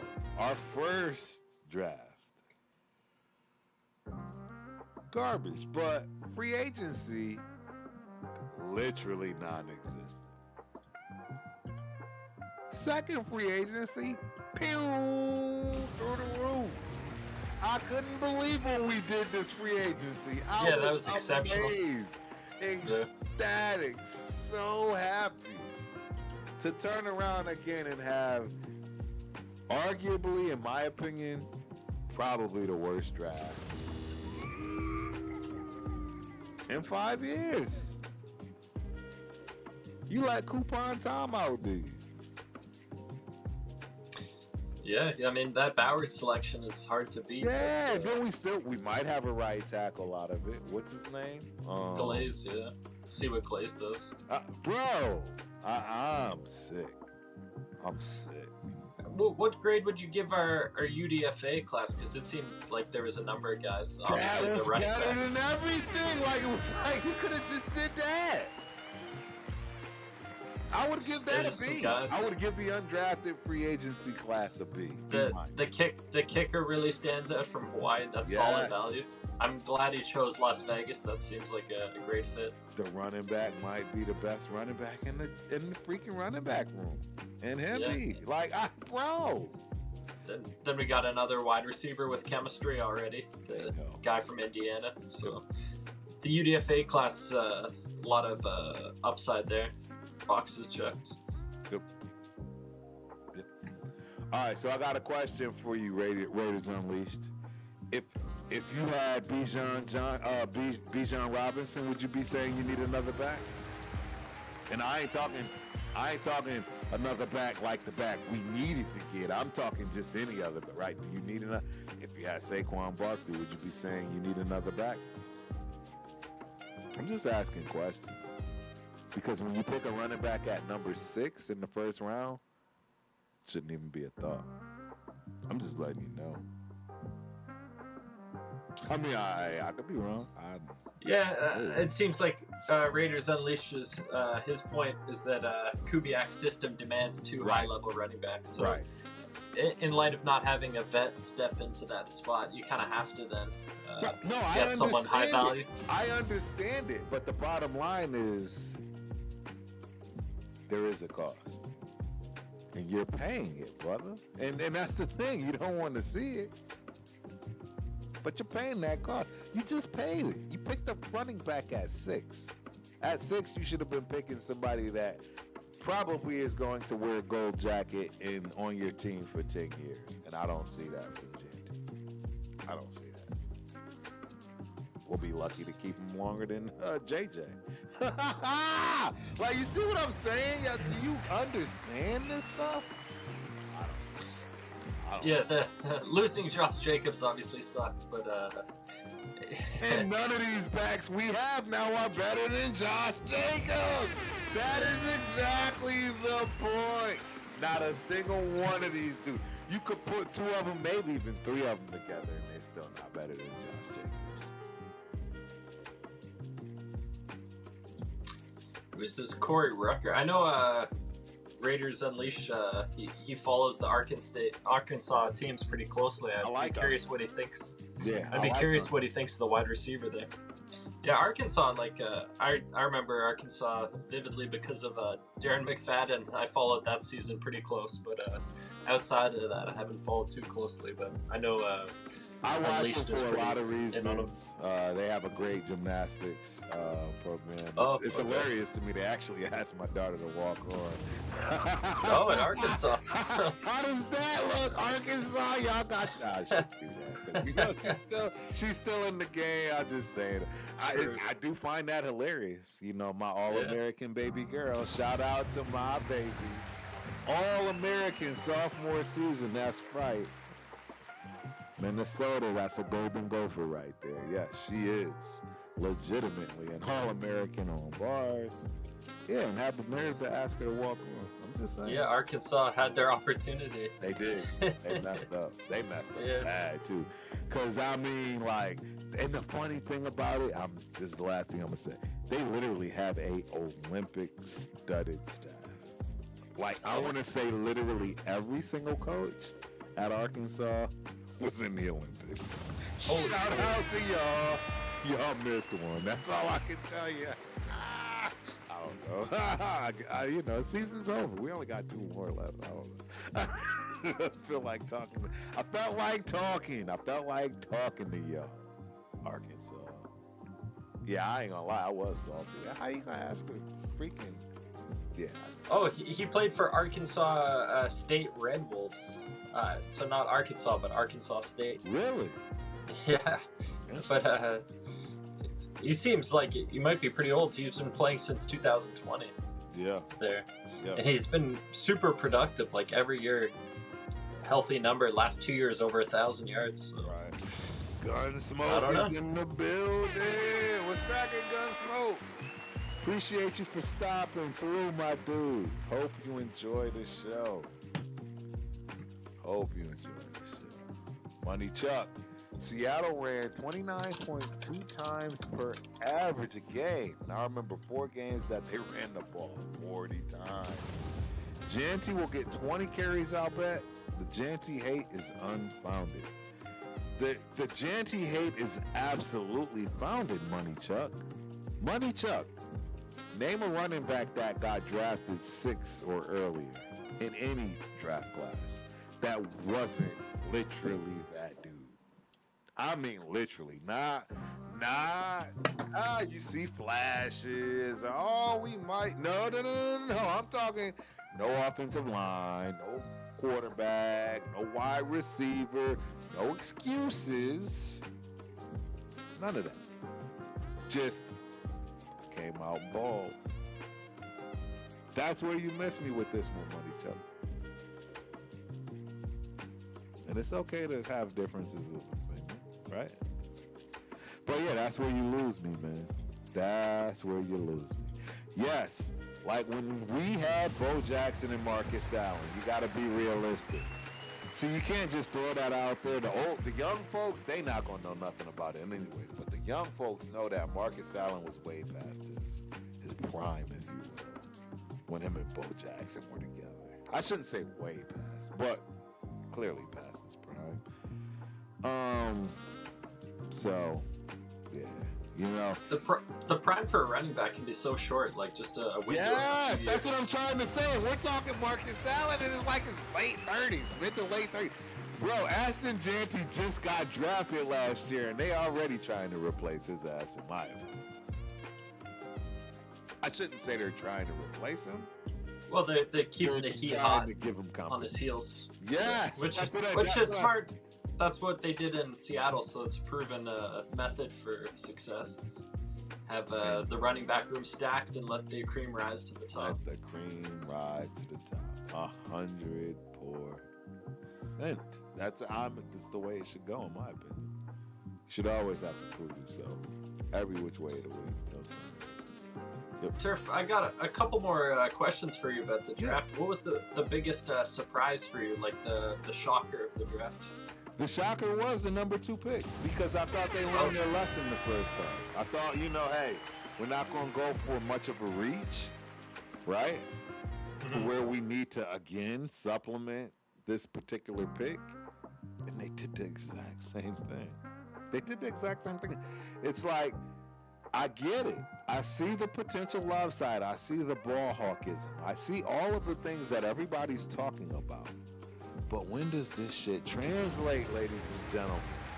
At some point, you got to just pick what we know, not what can be. Were you happy with where Jeremiah Love ended up, going 3rd overall? Is that where you expected him to go? Did you think he would go higher? I guess 3rd is pretty amazing, like for running back. It's as amazing as it gets, if you ask me. I mean, I would have been happy with that. If I was him, and Arizona, I think they're gonna get a serious dude. Like he's gonna be making it worthwhile. Bro, he's going to be there for a long time. Very long. So I don't know, bro. Were you surprised Price went in the first? Who? The backup running back in Notre Dame. He went pick not surprised 3rd, at all. 32. Yeah. And the reason I'm not surprised is because those guys were dogs. Right? Let's be real. Those guys were dogs. Yeah, you could see it on tape. Yes, they were very. I think we drafted him at in one of our mocks, Price. Yes. But I think at 67 or something like that. Right. Yeah, you don't get this. You don't get running backs like this on a regular. It's the new age. I don't know how to explain this, right? Running backs being a dime a dozen. Will it always be this way? Probably not. And maybe it'll change in the future, and maybe it'll be wide receivers at some point. And then, hey, The one position I think never will get there, in all honesty, that's like cornerback safety. It's the hardest position outside of quarterback to play. You won't see. But that's where we are with it. Right? Were you surprised by Max Ihanichor, the tackle who went 21 to Pittsburgh? Big time. Big reach. Because we had taken him, I think, in our second round on a mock somewhere. Big reach. Kind of more of a project guy, but yep. One of the other biggest reaches that I saw that may have not gotten a lot of discussion is the lineman at their Rutledge? The lineman at the Dolphins pick. Oh, the Dolphins. Dolphins' first round pick was wild. Their first round pick was Chris Johnson, the cornerback, and Caden Proctor, the tackle. Proctor's at 12. Yeah. Proctor, that's a. You felt that was a reach for them? It's gonna be interesting. I think that's gonna be interesting. I think he's got a long way for the NFL. He's got a long way. I'll put it that way. He had trouble in college, right? I mean, you could see him get beat against great teams. I shouldn't even say great, just decent teams. Like particularly you're right, 5 stars, you're Alabama. Like it didn't work. You got a question directed at you from Raiders Unleashed. It depends on where you're asking. Who would I have drafted? If you're talking about the first pick, I would have drafted no one. I would have traded back. I would have traded back for the picks, specifically because we didn't get any picks based on the Max Crosby should have been traded. So that's what I would have. It didn't matter. And I have to believe that we didn't have that option. I believe that. To trade back. Yeah, I don't think anyone would give us 2 first rounders for. What would be the least you would have taken for a trade back? The least I would have taken was 2 first. 2 first. 2 first. And well, it depends, right? How far back? If we're talking the Jets, I would have taken the first and the second for the Jets. Yeah. I mean, you're moving one spot, and then you can trade again. True, you see what I mean? true. Like, and still kind of try to do what's necessary to fill the holes on the team. Because, again, that's why I'm doing what I'm doing, guys. I want to at least get something that resembles a solid base. I already know that we're not going to win the close ones. I know we're not going to win the things that matter. Just give me something to start. You got to have, these drafts matter. They're everything. You got to give yourself something to start. Then work out. Raiders Unleashed mentioned specifically in place of players you didn't like. Yeah. So I would have traded back for one and got multiple picks. That's the first thing. I think there was already plenty of players that have already been named for the second round, right? Boston. Yeah. Christian Miller, Rodriguez, Zion Young, Trotter, Jermaine Bernard. Bro, so many at that second pick. Yeah, you could even argue a Pons, like a Hunter, they could have deserved to look potentially. All of them. And then third, I mean, again, like, you're going with an edge guy that no one really knew. Did you see where Marlon Clean was drafted? That tight end I liked? He went 59 overall. So second round. Whoa, Klein. Yes, I remember. Yeah. Wow. And I didn't really know where he would be drafted. I figured 5th round and up would have been where I would have been looking at him. But second round is where he ultimately went, which is pretty nuts. But it just goes to show that the draft isn't all about production. It's about projection. And being able to look perhaps at where the college tape the team didn't utilize him in the way that they're going to utilize him. That's the arbitrage opportunity that Houston identified with a player like that, because I think he's going to be really good, like similar to AJ Barner with Seattle, a guy who can step in and just make an impact at every phase. Right. And ultimately, Houston's draft I really liked. I think they made a few picks. There's some guys that's going for it. They going for it, man. Because they got Caden McDonald. That, like, right away, they got the guys that I liked. Caden McDonald and Marlon Klein. And then in the first round, they took Kalen Rutledge, who I really liked, too. Right. You could argue that was a reach, because I'm not sure who else would have been drafting him in the first round, but clearly they like the mentality he plays football with, and they're rewarding the player with that kind of selection, like paying him to bring that mentality of how he played in college, bring it right to the NFL. Yeah. He's a nasty dude, that Keelan Rutledge. Right. And a multi-sport athlete too, so just very, very intuitive mover. Yep. He played basketball. LKM 5377 Raiders had a very good draft. First round talents we got in Stoops, McCoy, Washington Jr. You are all in on that one. Definitely McCoy. Right. Washington Jr. is kind of like eye of the beholder kind of deal. And Bro, Stoops and the truth is, debatable. even with McCoy, he's damaged goods. You can't really guarantee that it's going to work out. It's all hope. Yeah, that's the lottery ticket that if it hits, with a high chance of hitting, I'd say. I agree. Compared to I agree. most. I think they did the right thing. Yeah, a worthwhile selection. 100%. I would. Even if it doesn't work out, you still like the gamble. Yes. Absolutely. Man, I mean, we went through a lot today, bro. What you got going on tomorrow? Me? Tomorrow, not too much. I might go to the driving range at some point, sharpen my golfing skills. Yeah. Obviously, I have not been doing a good job with the Ultimate Raider Fan 32 show, but I promise you tomorrow, all I'm doing is going over each play. That's what I'm going to do. Every player we pick tomorrow, Pig, full more breakdowns. than welcome. Yeah, to join me if you like. But that's what the show is going to be about tomorrow. It's all about the pigs, man. It ain't about me. It ain't about pigs, right? It ain't about all the other content creators.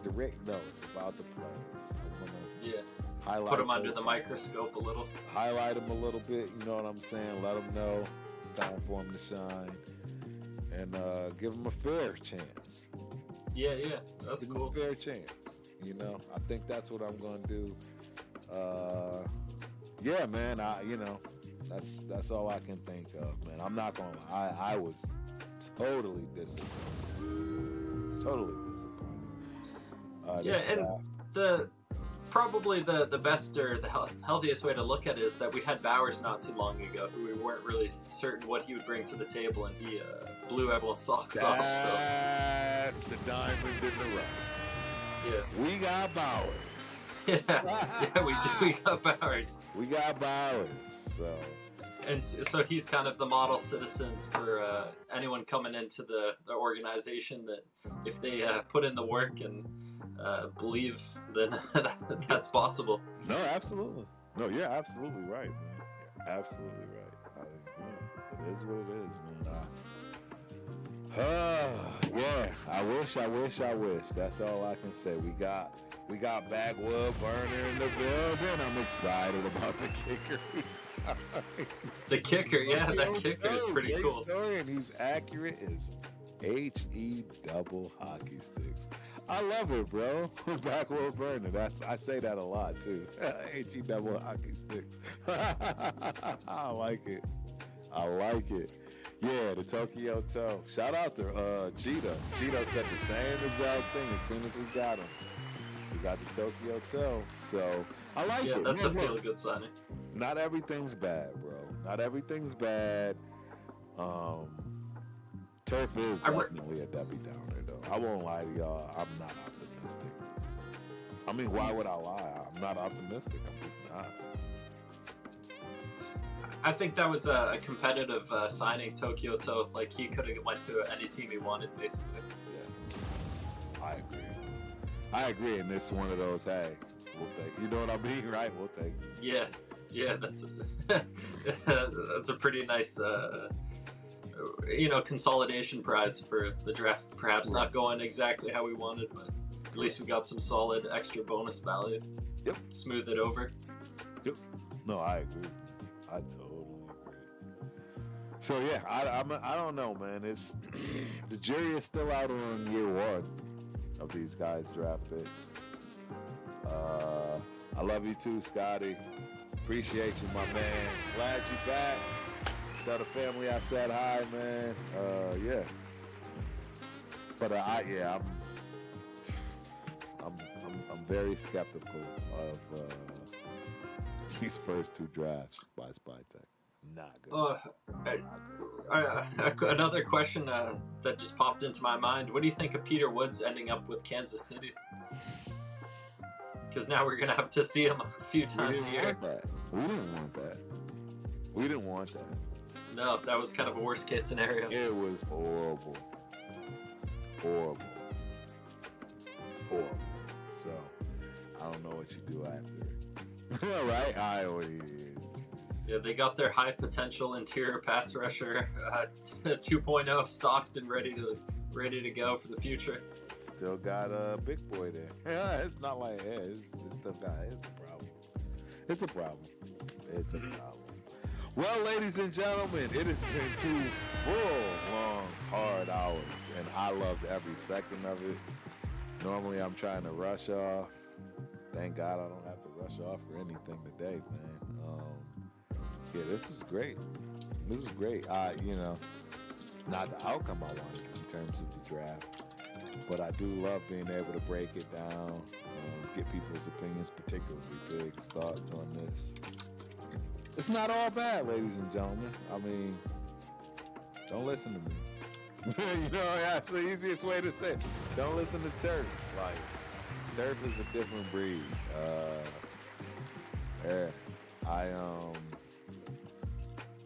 I am not my typical self in terms of the optimism, right? Those first 4 years are different. I come from the show me state now. It's just that simple. I think I've earned it. Wouldn't you say that, Pigs? I've earned it. We're solid years in the stadium, the brand new dome. Well, I wouldn't even say specifically that. I think you earned it by your pure understanding of the organization beyond just the surface level. Like, you go real deep with your understanding into the actual players themselves and the way they've shaped the organization, and that understanding of it is unique to you, because not a lot of people can relate because you played running back. So when you're connecting with a guy like a Marcus Allen, that gives you more weight for understanding what it means to be at the highest level of a running back for the Raiders. Like, that's kind of the benchmark and the standard, and that players that come afterwards, they have to respect that, and if they don't, then you're there to let them know that it's important that they take this opportunity and run with it, type deal. Last comment of the night from me. LKM, Turf, wait and see. You're absolutely right. It is wait and see nowadays. That is all you can do, at least for us, right? Because we've been in the gutter for so long, right? We've already heard the promises. We've had some of the picks even throughout these last 3 decades. It's just tough, bro. We just gotta wait and see. And that's where I just want to make sure everybody understands where I am in terms of just being more realistic. I've always been the optimistic guy that's glass half full, right? Oh, we're gonna make the playoffs every year. Then I'm literally sick to my stomach week 10 when we realize the playoffs. We're lucky to win more games, let alone playoffs, right? It is what it is, man. It's part of the world we chose. But we're gonna turn it around again. History repeats itself. Yeah, I agree. I think so much of it is on the players' shoulders right now, to take the team and take ownership of the culture and drive the boat in the right direction. And if there's one silver lining with Mendoza, is that he is capable of sacrificing in ways that perhaps other quarterbacks aren't, and that might be the differentiation. I think he's willing to put in the time, the effort that just is needed for the game and for the team. It's where I hang my hat, and I'm praying. I'm praying that this kid is the epitome of a game manager, and they put the right things around him, and he continues to make the deals that make sense for the team to at least be competitive. Yes. Because that's the silver lining in this. Yeah, because I don't see us winning much, but some playoff seasons, right? You know what I mean? Come year 4, year 5, sneak into the playoffs. Yeah. Roll the dice once you're there. Yeah, you know what I mean? Have him not lose any games. Nobody cares if you don't win them. Just don't lose them. And I'm fine. It is what it is. It's what, you know, it's what happens when you got the worst first round pick of all time. It's where we are. I don't know many other first round picks where there's no bait to trade, or you know. Yeah, it's just funny hearing that when we're the team that drafted Jamarcus Russell. Yeah, now we're living with a first round pick here, and we're wondering what the future holds. It's gonna be tough, bro. It is gonna be tough, bro. I don't know. Well, there you have it, ladies and gentlemen. I will be back here tomorrow. Yep, you guys are lucky to get me. I'm not missing tomorrow. The only way I'll do that, I don't know. It's nobody. Yeah, I'm home. Gymnastics season over. I mean, we got track and field. Yeah, this Saturday is gonna be a scorcher. I can't wait for it. First meet of the season. Got to see these $200 track shoes I paid for. Go to work. Yeah. 8th grader, $200 track shoes. Yeah, it's crazy, man. Crazy. Damn. But yeah, I'm excited. I'm excited for a lot of things. I mean, don't get me wrong, guys. I mean, this Raiders thing, it's gonna be a work in progress. I don't see any way around it. And to be honest, even if I got what I wanted, playoffs is still not. You know what I mean? Like, it's not a regular thing. It's going to take some years to build this out. And because the thing that I think people don't account for is the injuries.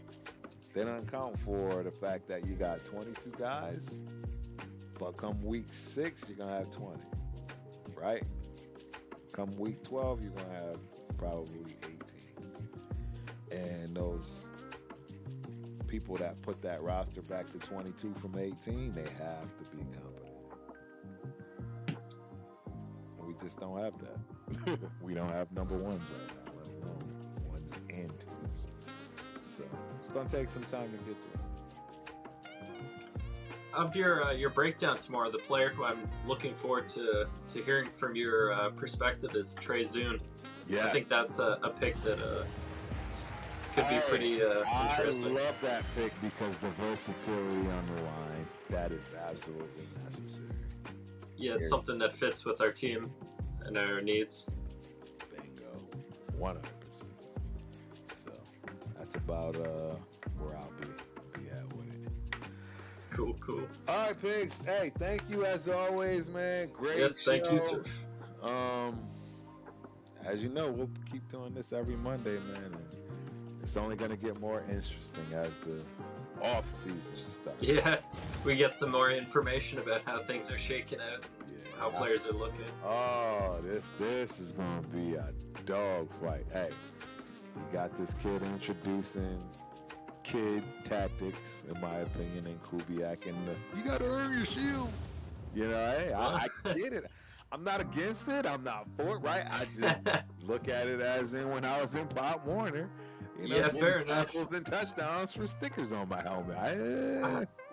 I would say it's good in the sense that it opens the door to players taking hold of their own future. In the sense, it's empowering in a way. Like, it's up to them to put in the time, effort, the work, and if they do, then there's going to be kind of a recognition of that. Which, even if it's kind of a bit gimmicky, at least they're still embracing the process.